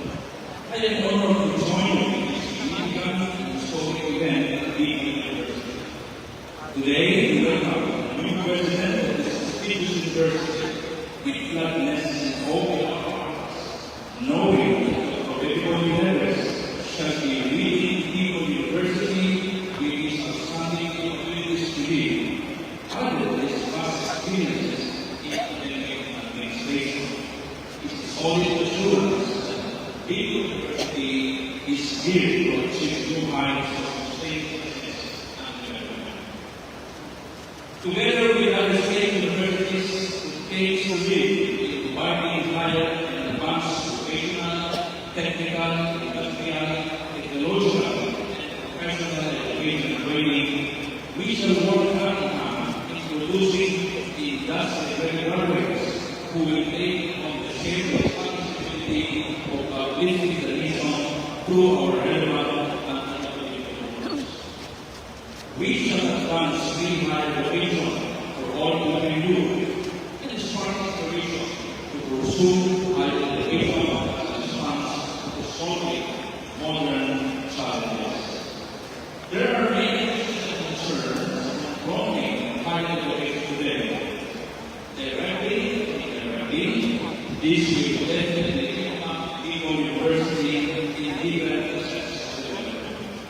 But President Neves, please be assured the support of the education, state universities, and colleges. Together, we will prepare all of us. Please accept my students' best wishes and congratulations on your appointment as new president of the great Eagle University. It is inspiring to have your leadership among all the army of Eagle University moving forward. Thank you for accepting the request. Congratulations and best wishes.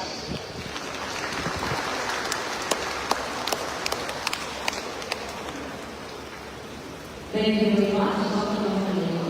Next to the report is allocation is the representative of the Second District of Bali and representative of the chairperson of the Committee on Higher and Secondary Education, Honorable Mark Turco. Dear you are member. Ladies and gentlemen, the Honorable Joey Cardinal Rosella, whose message will be delivered to us by his very able chief of staff, Attorney Caroline Cruz. Joseph Magdalena, how to say the words good afternoon to our fellow members of the University Board of Regents. I'm tasked to read the speech of Congressman Joey, and please bear with me. Actually, he personally drafted this what was happening in this event. Good afternoon, Commissioner Alvin. And we are taking out and review why ourselves. And of course, the member of the Board of Regents, Bernadette Ramos, Director Louis Manuel, Engineer Eduardo Brigado, Engineer Fernando Vitela, of course, on the sector, Asher J. Azul. And of course, as it was to read, the members of the Division of Higher Education, the Eagle Community, and of course, the former Eagle University presidents, who are all here, very supportive to the ninth Eagle president, and all government officials as well. Good afternoon. Let me read this piece. I have never seen a new presidential selection process excite the student body more than the election of Dr. Benjamin Board members. The student body, the most important shareholders of the university, is a community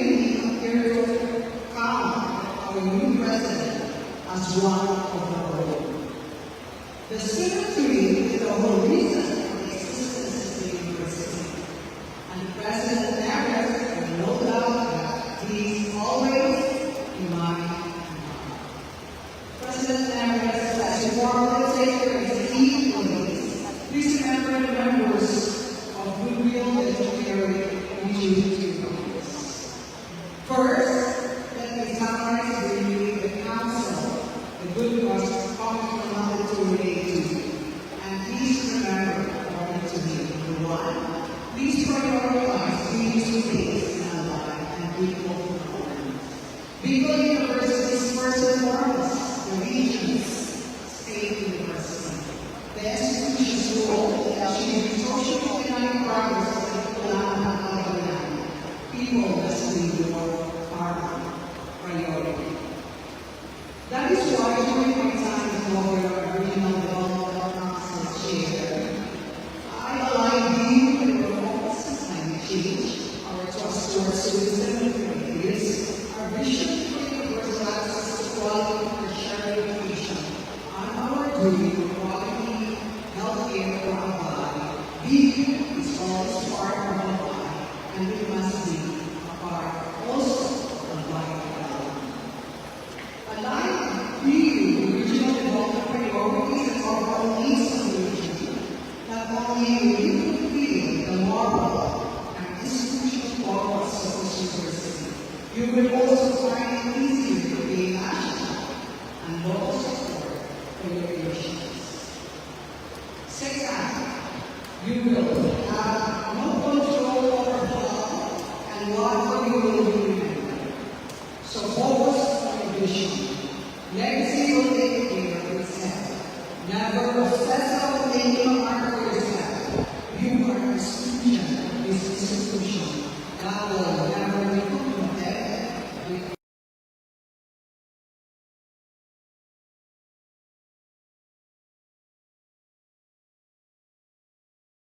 it will keep improving even after you.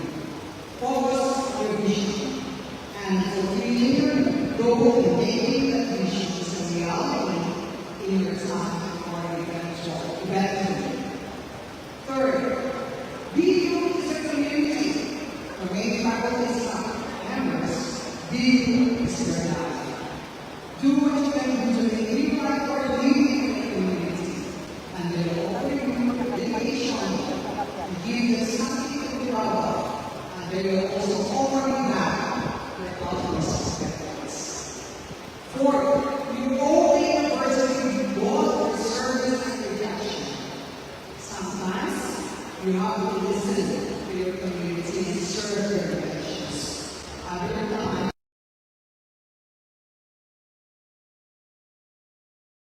you owe them your better judgment, and you will have to go against what is popular purpose. The fundamental vision of great leadership is knowing what, where you reach. And finally, be the start of the changing world. The institution's ability to go and respond to these changes will decide whether you under your leadership becomes truly world class. Be prepared to adapt and face changing circumstances. But if I summarize all this in one sentence, I say, President Neves, God is serving people. You underwent rigorous screening and selection during your election. Your abilities and experience were thoroughly evaluated. You must remember that. Confidence will never be an issue to you. Love to serve the people, it will make and go over the difference.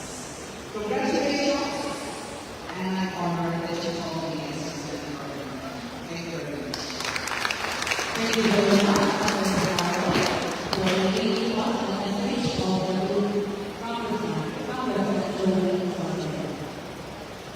Ladies and gentlemen, we now come to the executive rights. The Vice President for Academic Affairs, Dr. Maria Juliana Flores, will now present the 9th Beagle University President.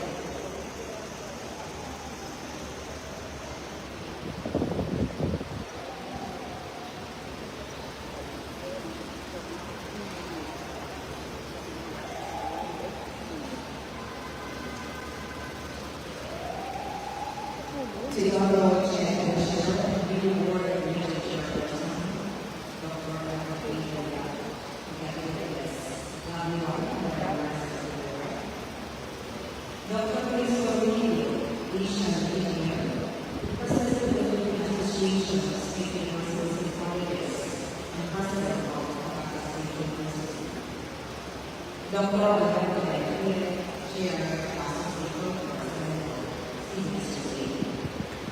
Senator Francis Joseph G. Maciel, Chairperson, Committee Member, Technical Education and Education, Reward Leaders, Engineering Representative, represented by Ms. Bernadette Simmons. Honorable Joey Sargent, representative Second Commercial District of Reward Regional Member, representing the Chairperson, Community College Education, Zero representative Honorable Isabel Vice Representative, and Chair, House Appropriation Committee, represented Congressman J.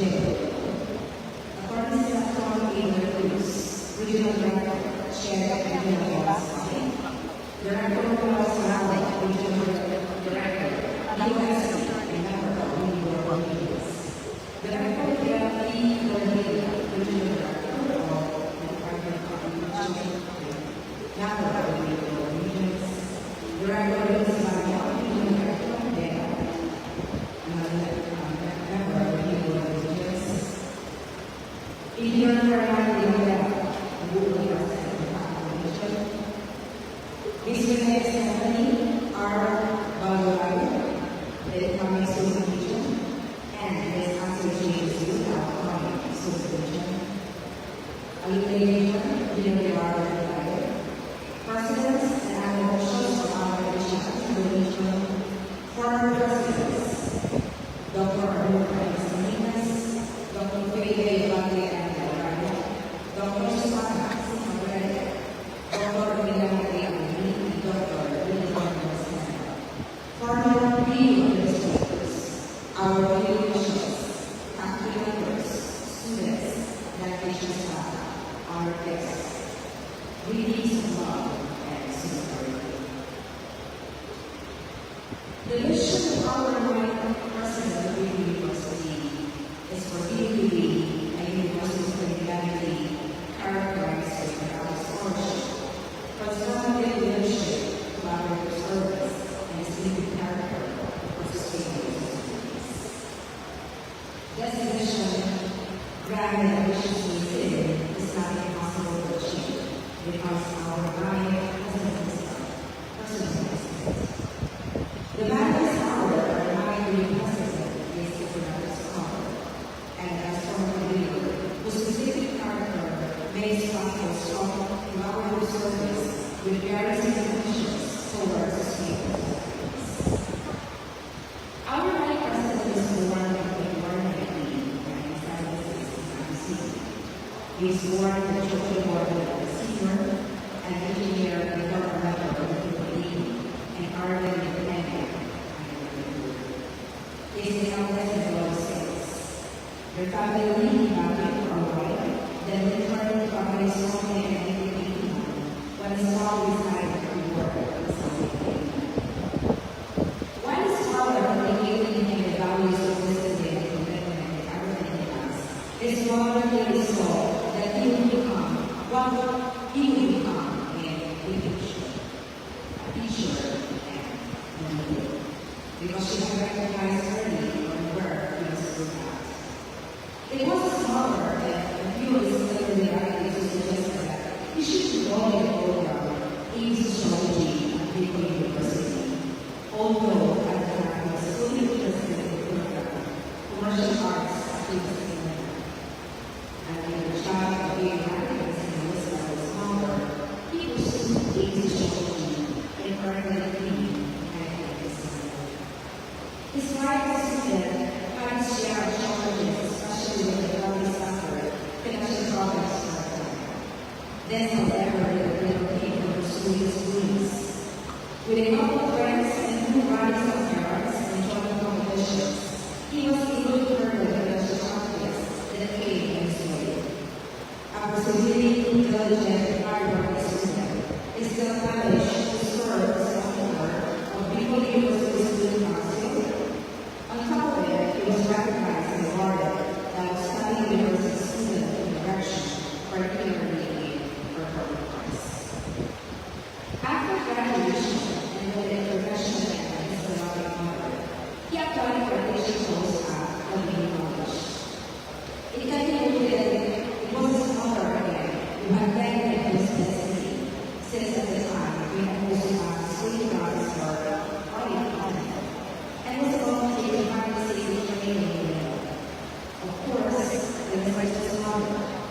and he realizes that only under God the wisdom of the Lord.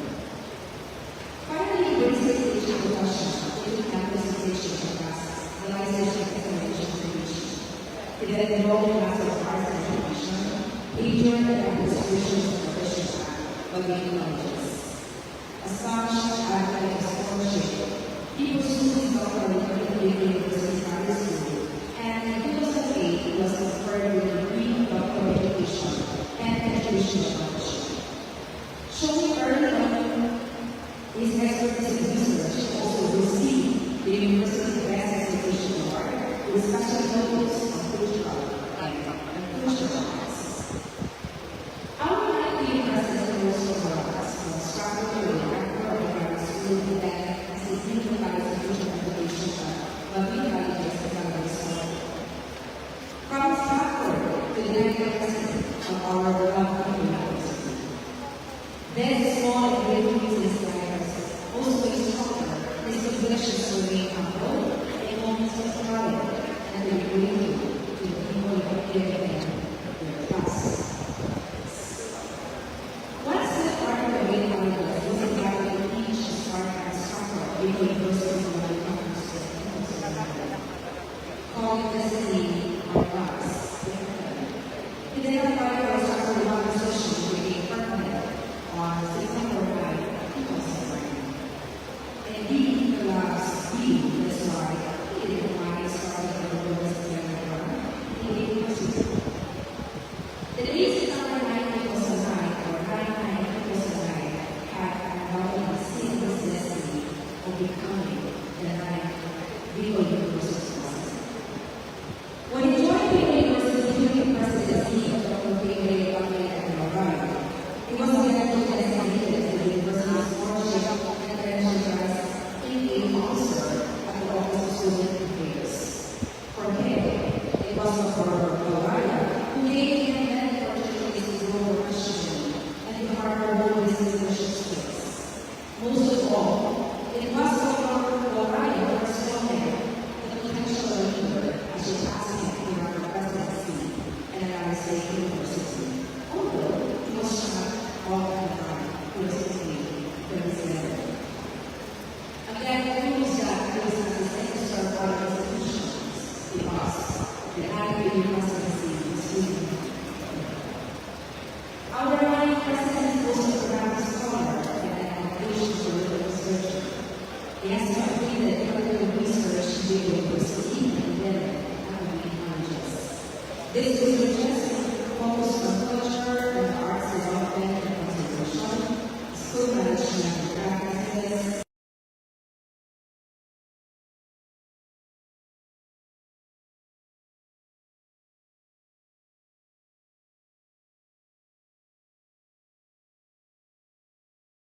classroom teaching and recommendations, and others.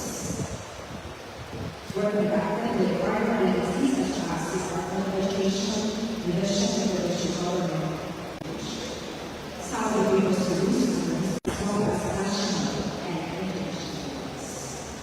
He has an active and committed service passion is not only competition, but also for creativity and innovation. His most notable work for Rights Rights and aid industrial and partners on school education, teaching and learning strategies and processes, student welfare and development, and educational management processes.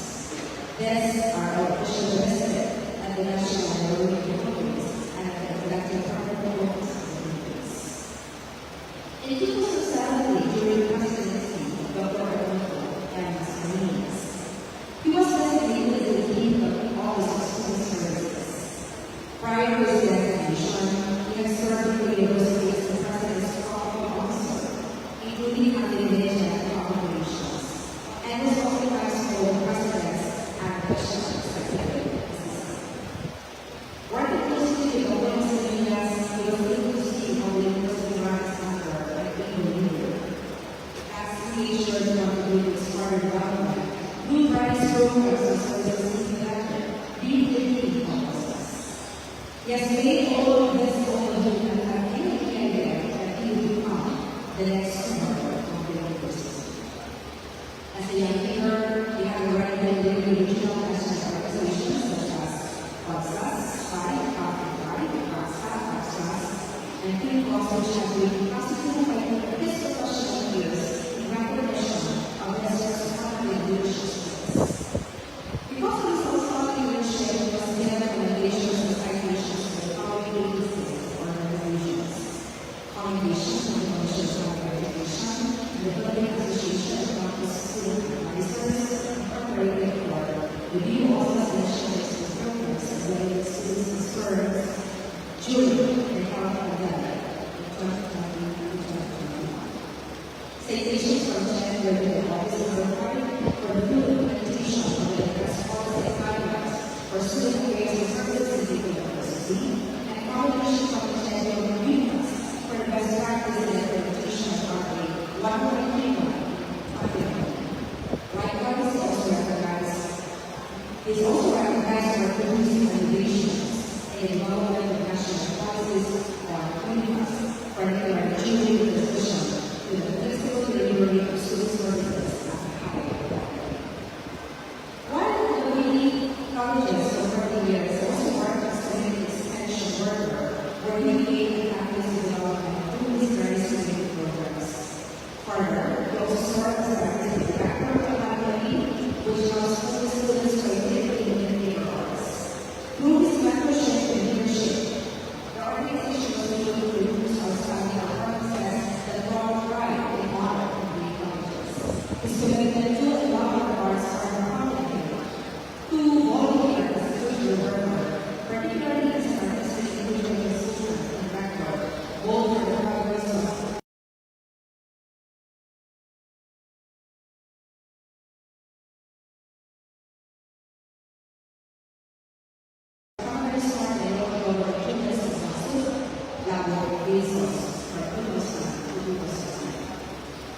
his work included in all the service department policies.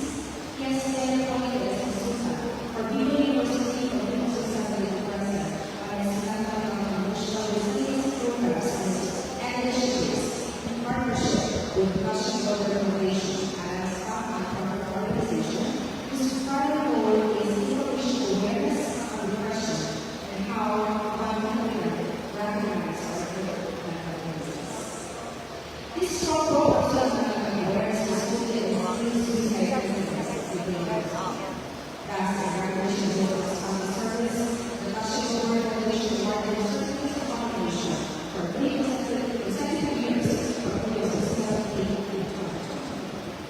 Most of all, as the director of the Office of Student Affairs, student legal coordination with the new administration to ensure that the university's free of legal resources. Thus, the university is recognized as a brand new university in the region. Our university is not from small traits such as this being growing and this presence is simply because we can versus we purchase from the general students and qualities of the youth.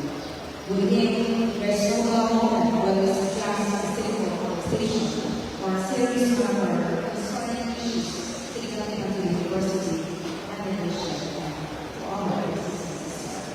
With this prayer, there's no doubt that was able to win the heart of Christian Sargent, whom he eventually married in 2012, after which they have been connected with a precious loving mother named Sophie.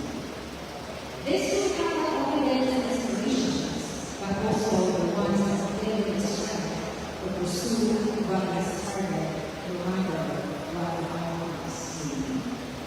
His daughter Sophie is simply one guardian man in his decisions when it comes to student welfare. She told him many times to think of her and her future will make decisions for and on behalf of the students. Our great president has had for the elders. His ability for the elderly, the family, and in his professional circles has taught him prudence, humility, and most especially trust. The trust and the wisdom gained through various experiences. He further recognizes that his elders have taught him to like his thoughts and shape part of this, we are strong believer, being a Catholic and member of the priesthood. As they guide and sing Father's philosophy, pray, work, over.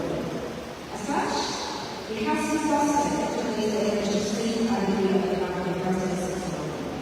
We strongly believe he believes the same thing, though invisible, we believe. Capitalizing on the University's combined excellence and the value of worship, leadership, character, service, as every University speaking, I believe that our high presence and laboring commitment to our beloved institution and the community has instilled in all of us abilities and optimism, and a perfect hope that our beloved University will harvest the greater promise as a university.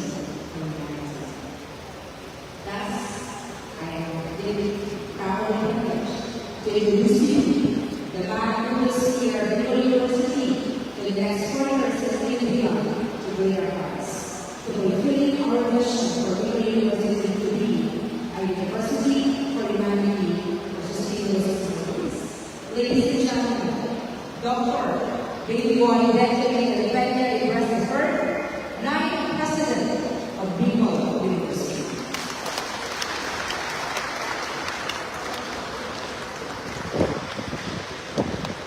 Thank you very much, Dr. Torres. May we now request the 9th President of People University, together with his immediate family, on stage for the reading of the Diploma of Appointment by Attorney Norby Reyes, the acting University and Board Secretary.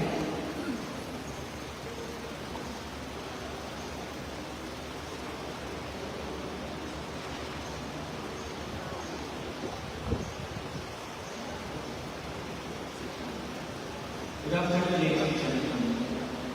The Diploma of Appointment, Republic of the Philippines, Bicol University, Legazpi, Board on the basis of evaluation conducted by the Search Committee of the Presidency of Bicol University, created pursuant to Section 6 of the Public Act 1892, otherwise known as the Higher Education Modernization Act 1997, including Sections 21, 25, and 27 of its revised independent rules and regulations, and having obtained the required number of majority votes in an election held during the 141st regular Board of Vacancies, where there was proper vote, the Bicol University Board of Regents resolved, as is hereby resolved, to appoint Dr. Baby Boy Lapeng Davis III as Super President of Bicol University for a term of 4 years, commencing on March 9, 2023 until March 8, 2027, through Resolution Number 856, series 2023. A resolution appointing Dr. Baby Boy Benjamin Lapeng Davis III as Super President of Bicol University for a term of 4 years, commencing on March 9, 2023 until March 8, 2027, with all the duties and responsibilities, as well as the rights and privileges inherent to the Queen. Done this 30th March 2023 at Kansas City University. Signed, Ms. Ashley J. Student Regent and Chairperson of the University Council. Engineer Fernando P. Madela, President, Bicol University Union Faculty Association. Engineer Jeff M. Lien, Private Sector Representative. Director Rodel P. Berlin, Executive Director, Department of Agriculture, Regional Field Unit No. 5.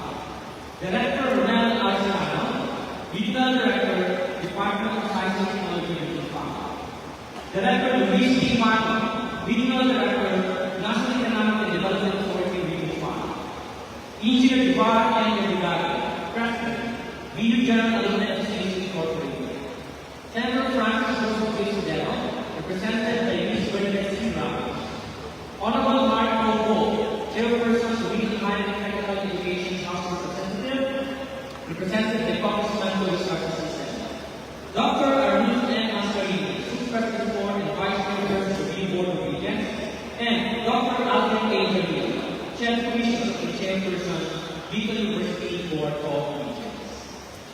Thank you, Mr. Rodriguez. And to hand over the diploma of appointment to the 19th President, our said 5 Director, Attorney General Legal Cruz, Regent Romel R. Salano, and Regent Bernard C. Ramos.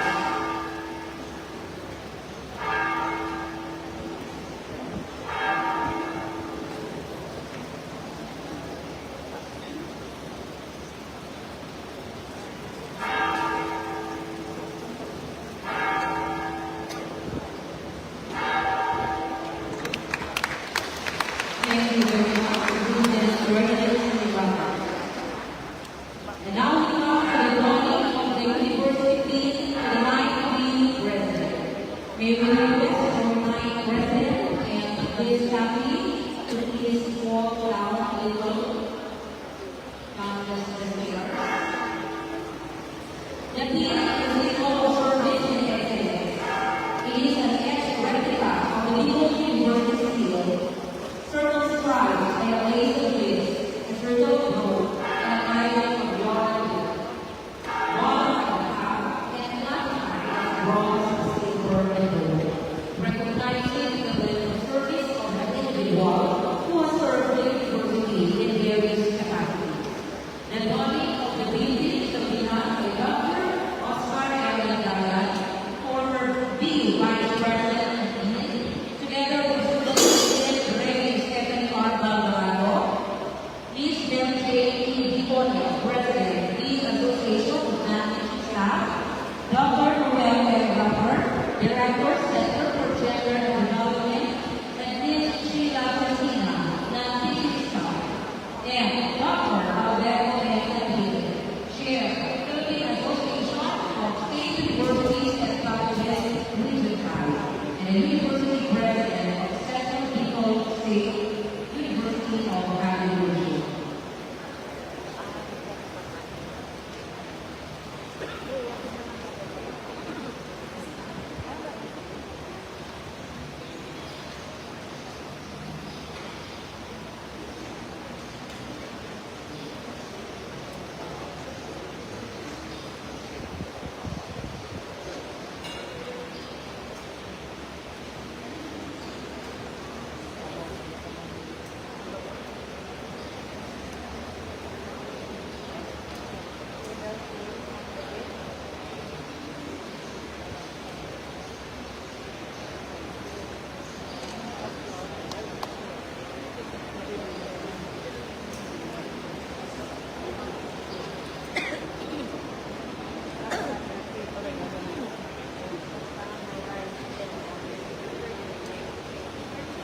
Thank you, Dr. Nagata, Regent Alvarado, Ms. Deponia, Ms. Cristina, Dr. and President Angel.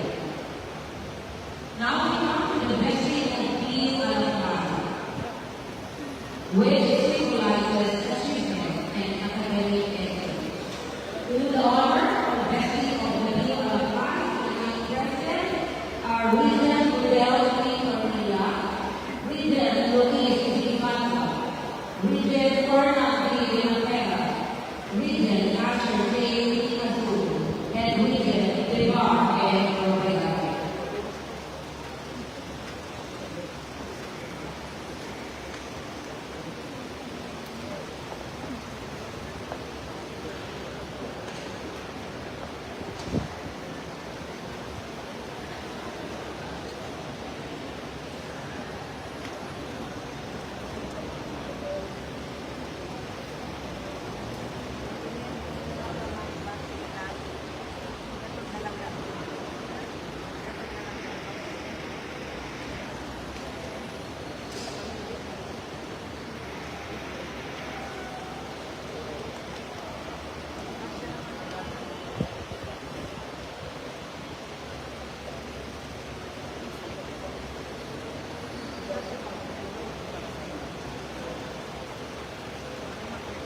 Thank you very much to the honorable regents. Now we come to the imposition of the academic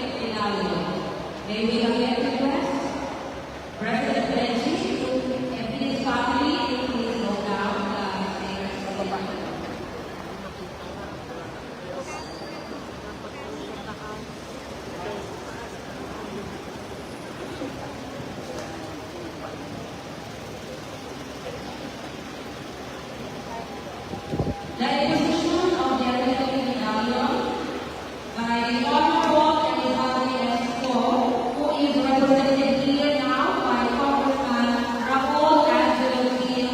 Bumalon and Mrs. Annie Subato. Together with Congressman Bumalon are the former Bicol University president, the seventh BU president, Dr. Faye Leia Garcia Raya, who is the present the university president of the University of Nueva Castro. The sixth BU president, Dr. Susana P. Cabrera, and the president of the Dean of Graduate School and director of Bicol Studies Center of the University of Santa Rosa, Legazpi. And the fourth BU president, Dr. Lydia Corbra Sen. The medallion is a symbol of honor and the greatest tradition of excellence of Bicol University. The Bicol University is involved embedded in a 2,400-liter medallion composed of chain and components.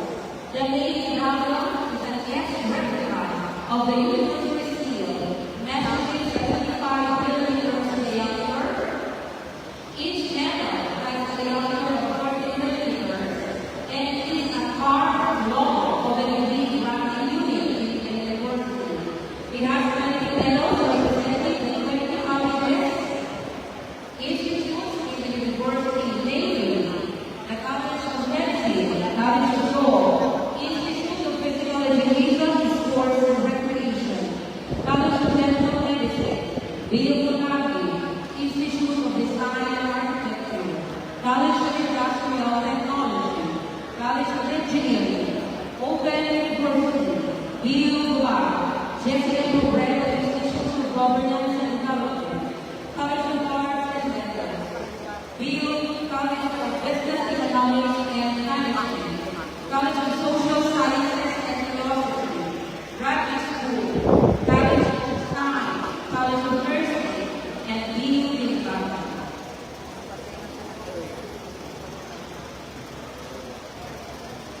Maybe also can request Dr. Farah and Dr. Farah.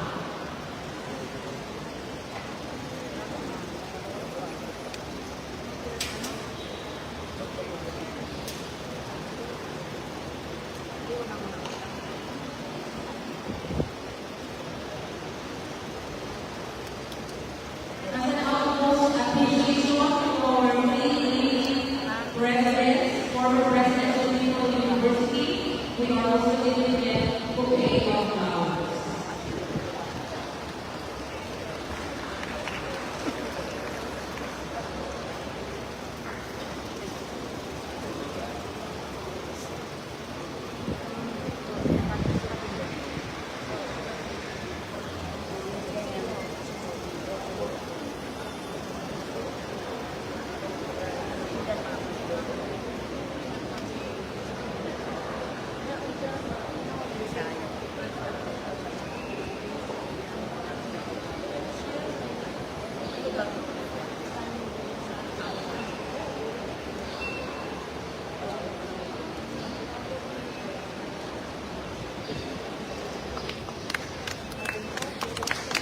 Thank you very much. Dr. Mariah, Dr. Cabrera, and Dr. Marcel. We now proceed to the presentation of Grace, the symbol of authority of the President of Bicol University.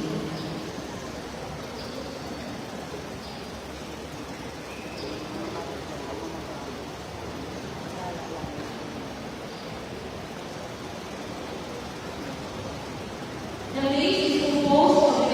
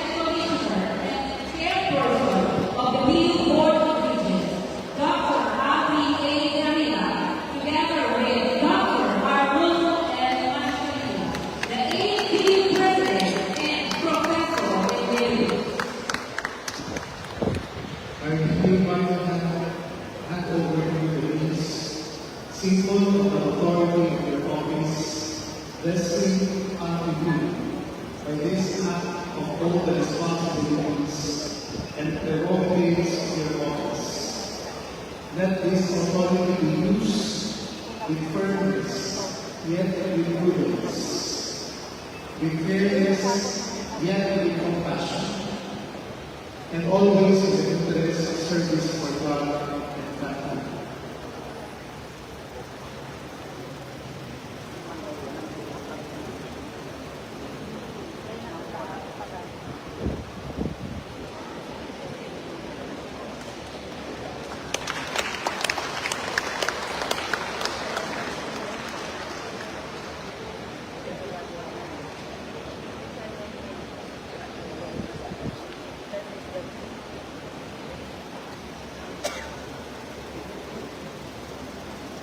I accept this faith, pledge to devote myself to the pursuit of the mission which the University has entrusted to me.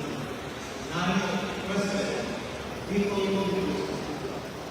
I likewise pledge to uphold the University's academic excellence as a striving forward for achievement, quality education, and service to humanity. Thank you very much, President Franklin. We want to welcome the Honorable Commissioner and Chairperson of the Big Board of Regents, Dr. Alvin A. Daniela, for the administration of the oath to the 9th BU President.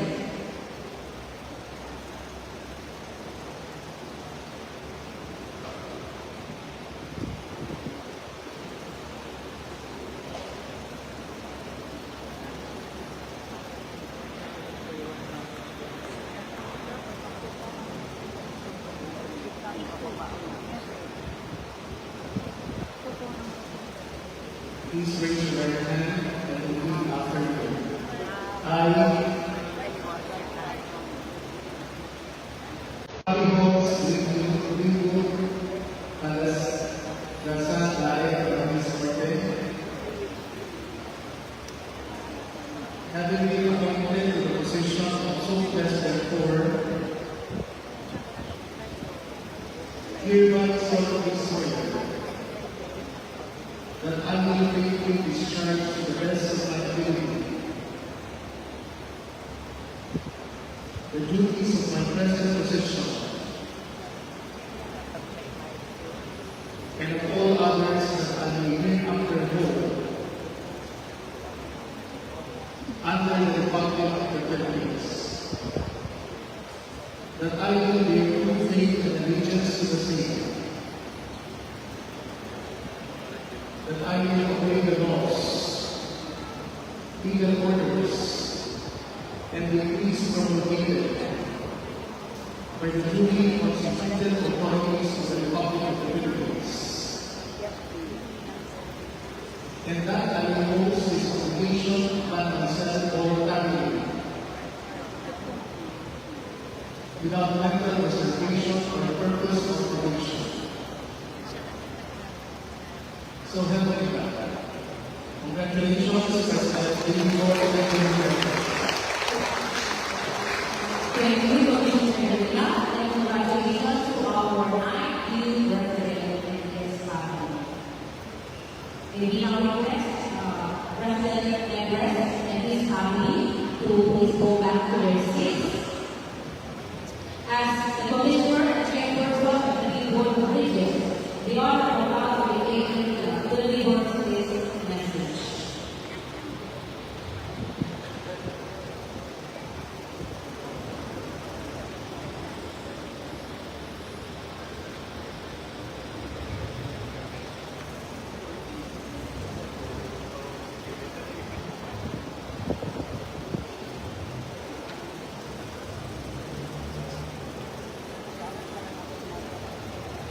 Ang ating pinaralanan sa hapon ito, Dr. Billy Boy Benjamin Lapid III, ang ikasyang na Pangulo ng Pangasinan sa Bicol. Kagalagalan ng Francis Joseph G. Suzero, Senador at Pangulo ng Pangasinan Committee sa Legal, Nasyonal at Lalong sa Eleksyon, kagalagalan ng Joey Sargent Sosera,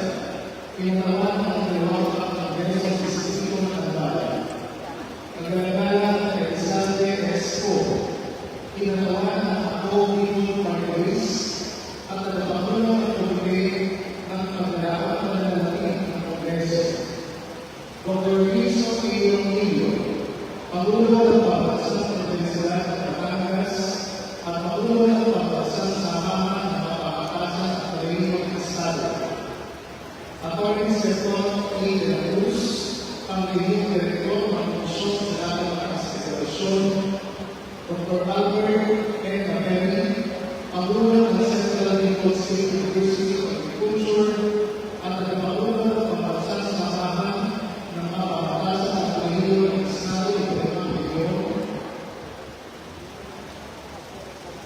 Dr. Jeremy F. Lesus, Pangulo ng Central State University, Dr. Arnelio Iglesias, Pangulo ng Pagpapalito de Service ng Senior University College of Agriculture and Technology, Dr. Alex H. Rosa, Pangulo ng Limang State College of Applied Sciences and Technology, Dr. Ermina J. Rosukula, Pangulo ng Philippines.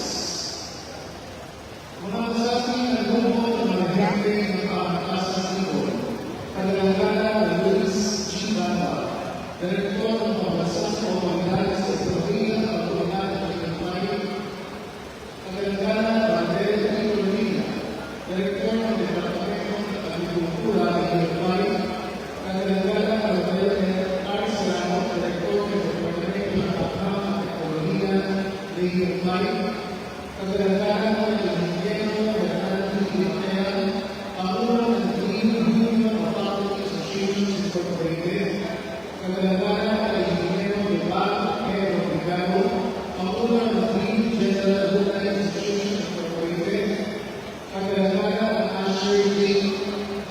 Su, Pangulo ng Konseho ng Pag-aaral ng Pambansang Nicol, at Kadalangana Ingeniero J.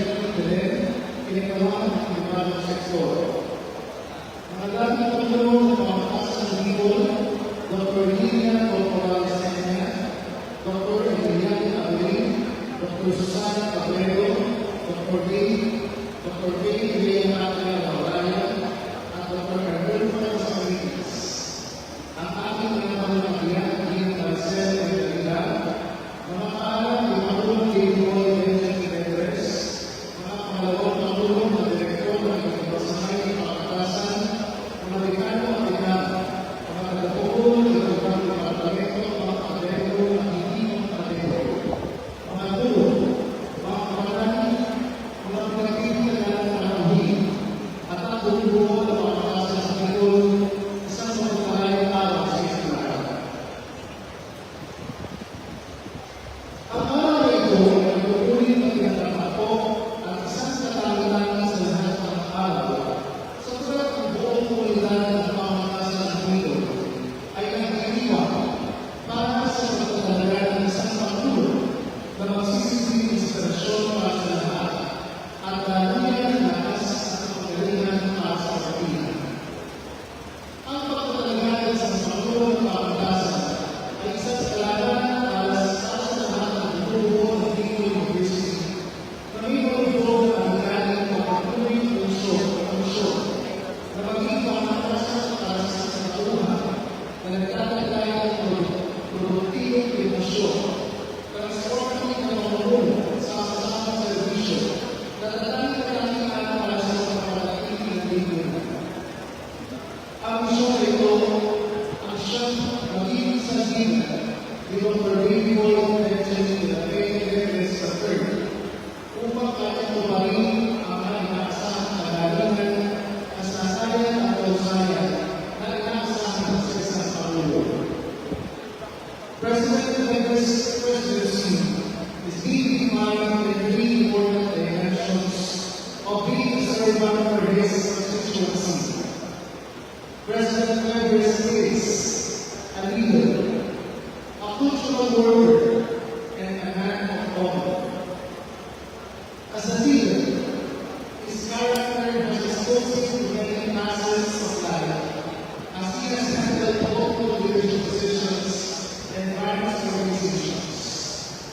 He has been setting the bar high by engaging in partnerships with local and international institutions while having a sense of tenacity, efficiency, and parallel service. Dr. Dr. Nevers has led regional and national organizations around the country and has received several recommendations from the Commission on Higher Education. Benji, as his party goal, is a leader who empowers people, while he strives to bring significant development to the office or institutional he's in charge of. As a social worker, Dr. Nevers has been an artistic and cultural consultant and director of the local government of Basuca Norte and in the province of Camarines Norte from the year 2000 until the year 2009. His works include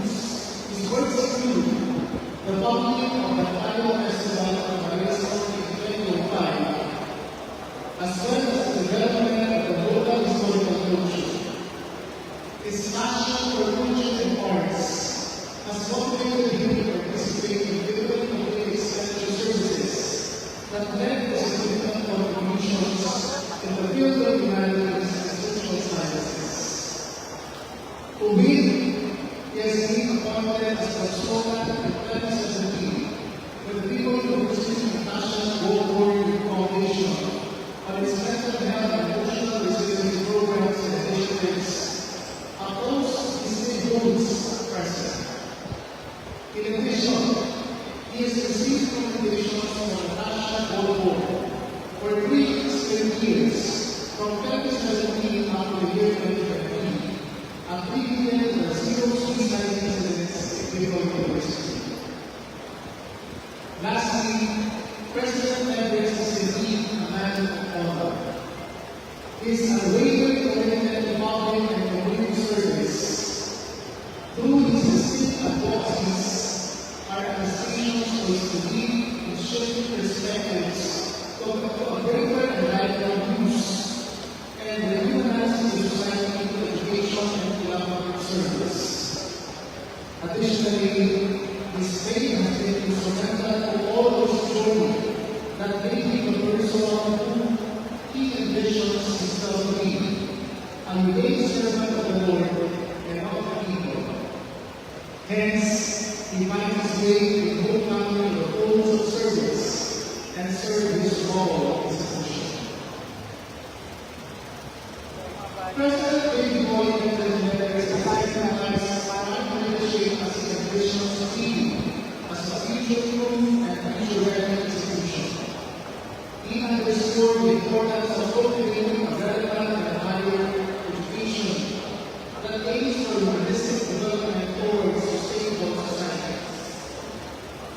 Si Pangulong Benji Nevers ay may pupuri na lingkod bayan sa kanyang mga nasasabuhan. Ang tunay na lingkod bayan ay nanghalang masakripisyo para sa kapanahan ng karami. Ang lingkod bayan ay inuuna ang bayan bago ang sarili ng kapanahan. Ang lingkod bayan ay inuundog ang pamahal sa pamatasan ng bayan na hanapitaya ng sarili para sa kanyang kapwa.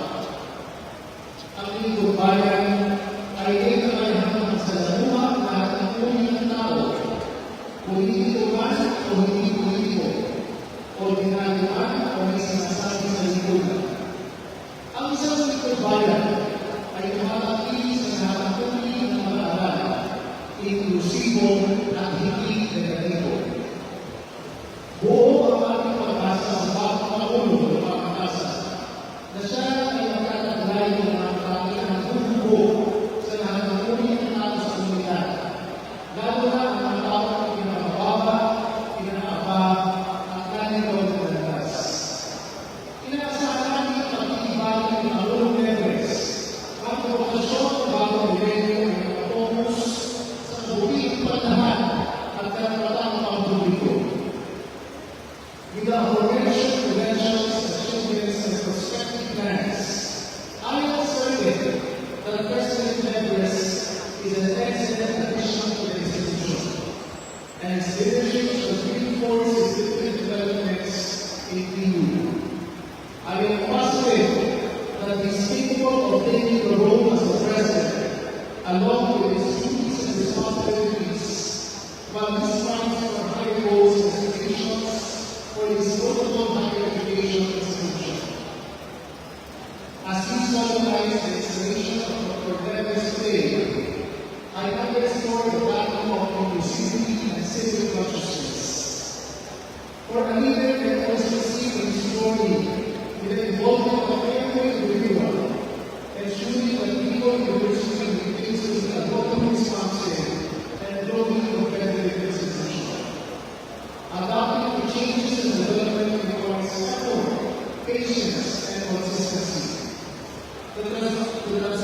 almost 20% of education, along with the third classes and revolution in education, has been guided with a clear vision carried by President Everest as the coach there. As the chair designate of Bicol University Board of Regents, I am affirm my support towards the realization of the university's goal of being a university for humanity, characterized by productive scholarship, transformative leadership, collaborative service, and distinctive character for sustainable societies.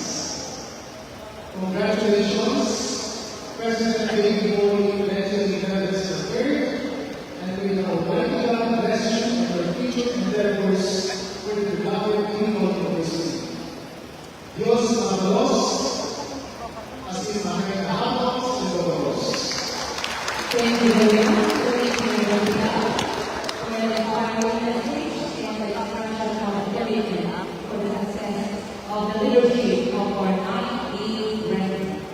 Ladies and gentlemen, the 9th president will now deliver his investiture address.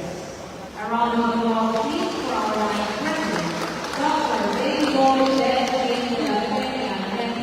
III.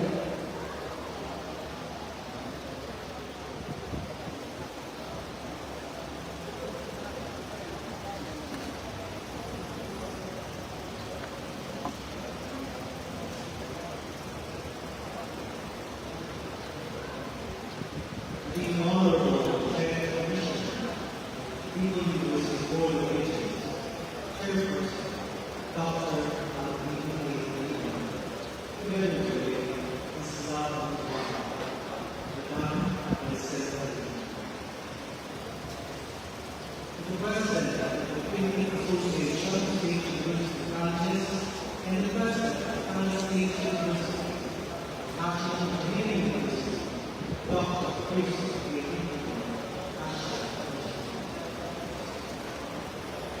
the Chair, Pastor, Deacon, Chair, and the President of CSJ, Dr. the Senator Francis Joseph G. Sibeno, Chairperson, Committee on Higher Education, BB Board Regents, Member, Junior Represented by Mrs. Bernadette C. Ramos. With all people Joey Sanchez representing Second and National District of Art, BB Board Regents, Member, representing the Chairperson of the Committee on Higher and Technical Education, represented by Attorney Caroline Cruz.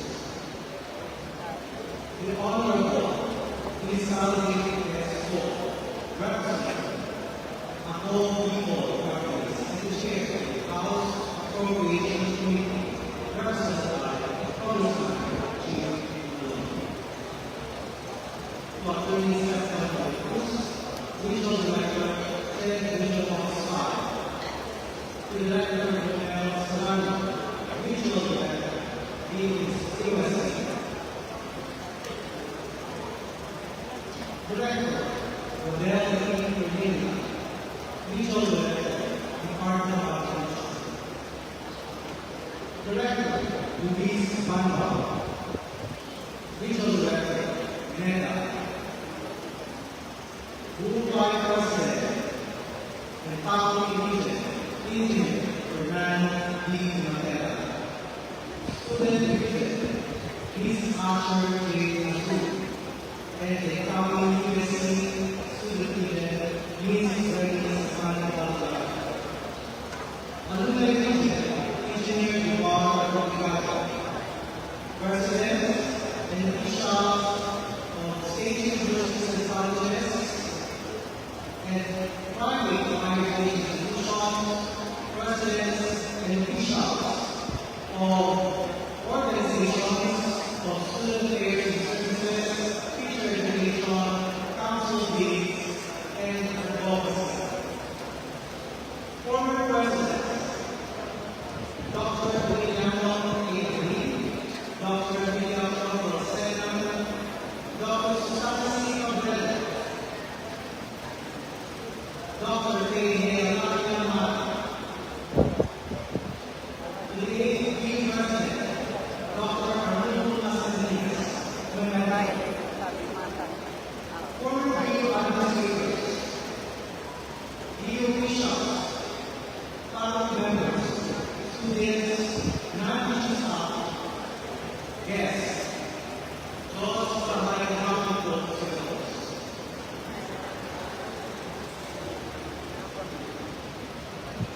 today, as I stand before you as the ninth president of People University, I cannot help but reflect on the journey that has led me to this movement. It was never my dream to hold this state position, but I believe it is my destiny to serve and become the leader of this institution. Months ago, I had a dark and dreamy times, questioning myself whether to renew or not the presidential race. True, there were many times that my faith in myself faltered, but my better half, who said, finish the race regardless of the outcome, stayed with me. I fully remember when society told me, how can you deny the respect of others if you cannot respect their trust? These powerful words paved the way for a sense of clarity and calling, a sense of courage and commitment, awakening a consciousness to pursue the race, and creating an ethos to become a person for others, a person for humanity, by being the president of the esteemed People University. While I never expected to become the president of People University, I am honored and humbled to accept this colossal responsibility. Honor,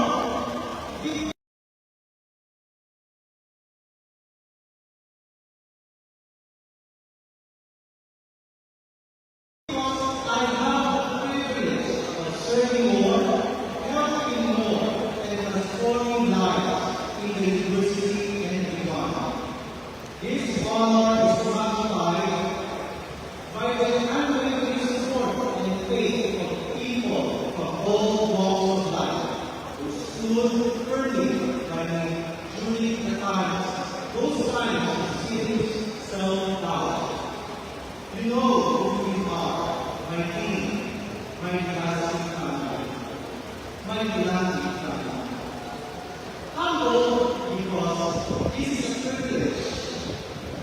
I could have never been and dream for the people that propelled me to this position, and the people who work and continue to work to support my vision for People University. My path to this position has been far from easy. It was an uphill battle that tested the limits of my self-confidence and passion for service. Yet, amidst many and dark struggles, I found the purpose to persevere from many forms of enduring interaction with the past leaders of People University, who have inspired and molded me over the years to be the leader I am today. Early on, during my college years, Dr. Susana C. Cabrera, then the Dean of the College of Arts and Sciences, opened my mind to the possibility of becoming a student leader. Dr. William Palacena always reminded me of the essential role of a student leader when I was a USC follower. I learned the concept of collaborative service and transparency in student governance.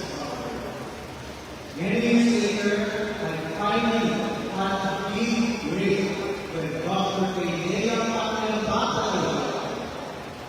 hired me as his upper member of People University Collaborative. and told me that I was one of the futures of Bicol University. Finally, just a few years back, in 2019, Dr. Arthur Salinas, together with his wife, told me, "You will not always be a scientist. You have to develop yourself and lead." From these great leaders, I have learned through leadership, through their work. I have learned that true leadership requires courage and commitment, competence and character, and candor and conviction.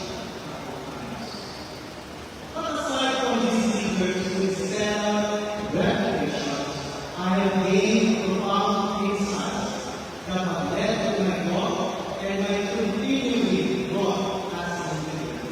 From all people who have worked and interacted with, from the students and student citizens, the relief workers and security guards, the officials and teachers, alumni and pioneers, and partners and stakeholders of the university, and the leaders and personnel of other institutions, agencies, and organizations. From each of them, with names I may or may not recall, I am bold as a leader, a public servant, working for humanity, guided by the principles of people first and shared governance. On this momentous occasion, I sincerely thank all of you for your unwavering support to me and to Bicol University. Thank you for the many years of enduring interactions that you sustained me during my tenure as your president and even beyond. As the ninth president of Bicol University, I am committed to realizing my vision of creating a Bicol University as a university for humanity, a pangatasan para sa kalunan. Built upon four core pillars to that scholarship, constructive leadership, collaborative service, and distinctive character for sustaining society. This vision is in the meaning of the vision of our past presidents, two leaders. This is my way, rather, our way of honoring the significant contribution of the former presidents and their former officials to what this university has become.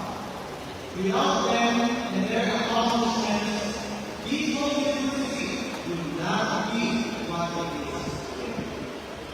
It is a vision driven by my passion for serving and honoring students and people, a means of changing lives and educational and industrial lifestyles, creating a positive and lasting impact on this generation and the next.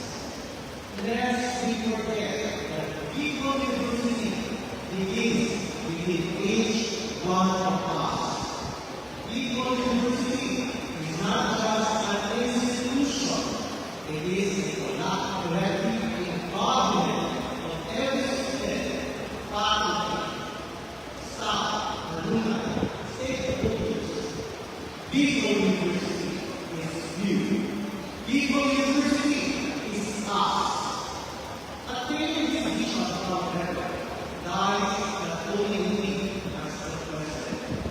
The entirety of Bicol University, all of you, are crucial to realize this vision. An institutional synergy, together with the support of the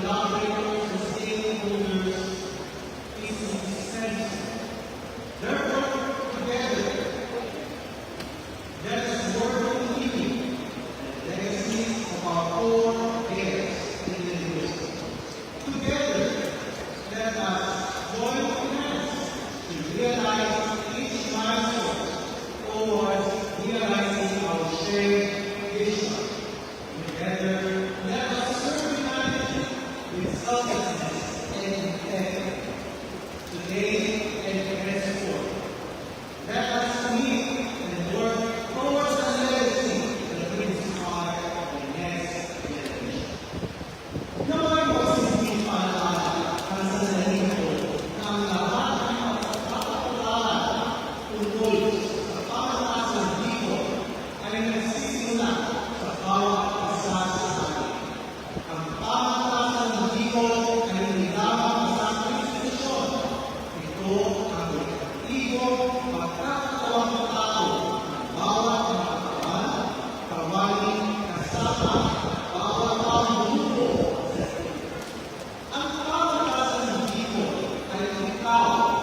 Ang pamatasan ng Bicol ay tayo magkasama. Huhubugin namin ang itibasan at iniwanan ang kasama. Kalabanan na makipagmamalaki natin sa isa. Ito ang mighty for the guidance. Protection. You will be the people that gratitude is endless. Therefore, I shall pass it over. Indeed, today is the day that the Lord has made. As a fitting conclusion to this message, I enjoy each of you to pray silently for me and for people in this. Most Holy Father, as I embark on this journey as the ninth president of Bicol University, I come to seek your divine guidance and wisdom. Grant me the strength to lead with integrity, compassion, and wisdom. Sustain me as well as provision, with passion and purpose to sincerely serve everyone equally and earnestly. Help me harmonious and inclusive that is driven toward new global and for the service of men and the support and cooperation of officials, our staff, students, and stakeholders be abundant and assist. Together, we strive to make a positive impact on God's interest for our nation. Most Holy Father, we truly trust that you provide for our nation. Bicol University always looking now but looking now. As our life papers say, our people often honest, great, hope, and don't worry. The future is bright for Bicol University. Maraming salamat sa inyo.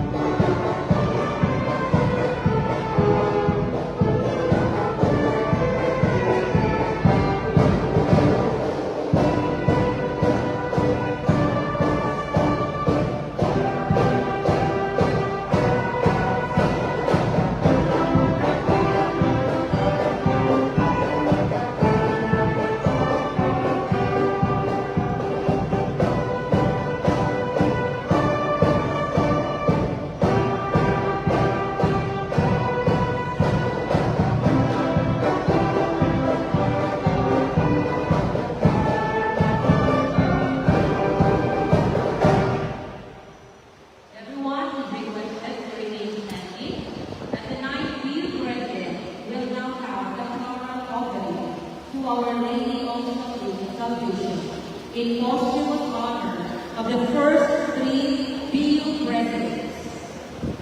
The late attorney Dr. Ricardo A. Garcia, the first president who served the university from 1970 to 1980. The late Judge Ateneo P. Bonto, second president, who served the university from 1980 to 1988. And the late Dr. Maria Patria G. Lorenzo, third president, who served the university from 1988 to 1992. Thank you very much, President Kennedy. And before we put the vote opportunity for here on stage, may I request everyone to please remain standing for a community picture, which will be taken by our photographer here on stage.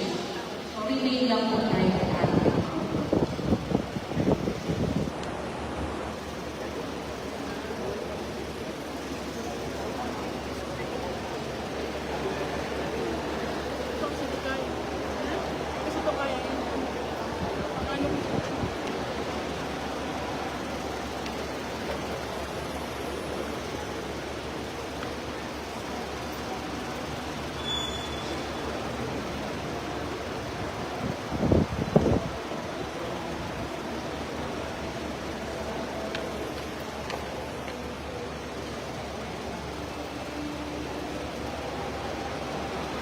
Thank you very much. May we request the ninth president to be on stage once again for the opportunity with all our guests. May we request the marshals and the protocol officer to assist us for an orderly opportunity. We start with the president and the members of the DePaul University Board of Directors. May we request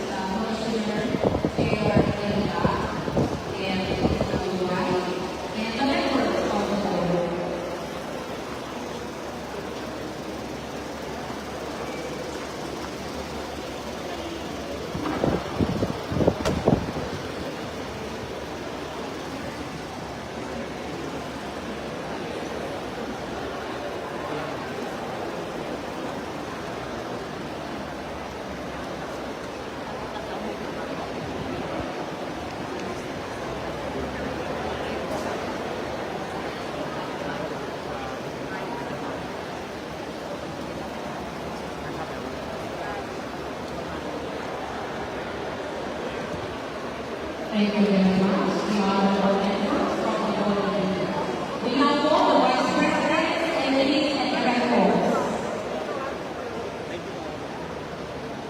And then, next will be the Sub-Presidents.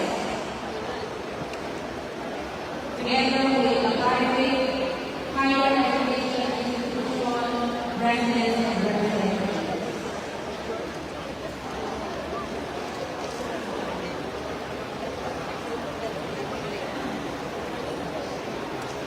One, two, three, smile. One more. One, two, three, smile. Sir? No. Sabi kita sa likod.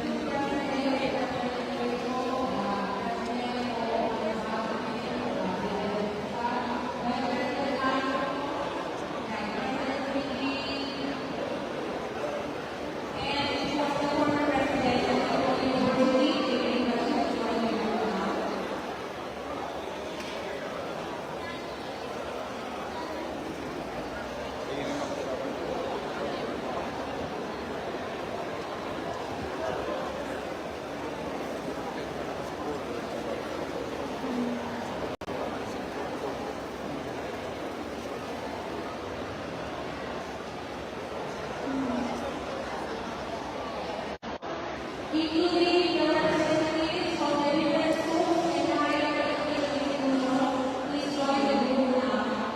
Thank you.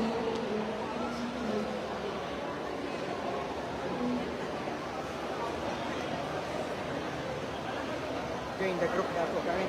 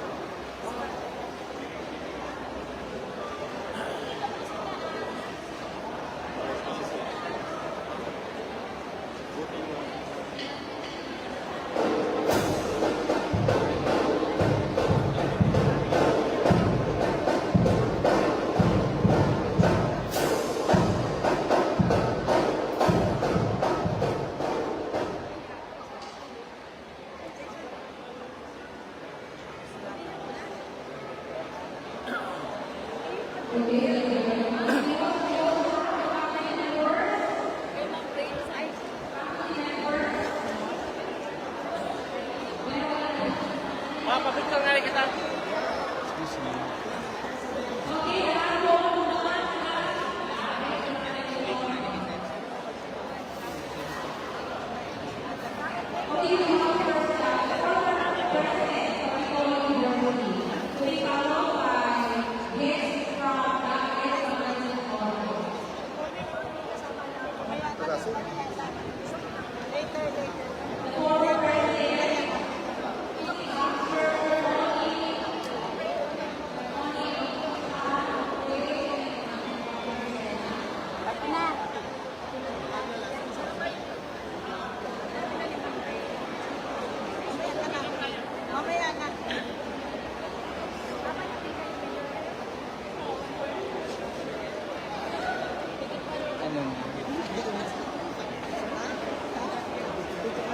Kami ni Mayor. Sila nakita ko kanina. Nakita sila dating. Darating sa ngalang kanina nasa kalagit nagkasalita tayo. Nagbabawagan tayo. Bago po magsalita si Sir Benji. Oo. Kasi ito naman kanina nakita ko na. Kaya na magsalita. Kaya pag Sir Bunga, sabi ko, dito. Hindi sinabi sa'yo na. Nagagit pa kayo. Okay, kaya nakita naman. Tinawag naman ako ng sabihan mo na si Bridget. Naano pa siya sa mga. Gusto mo naman. Tinawag naman na yun. Lakad na o lakad na. Chip. Wala tapos na. Ma'am.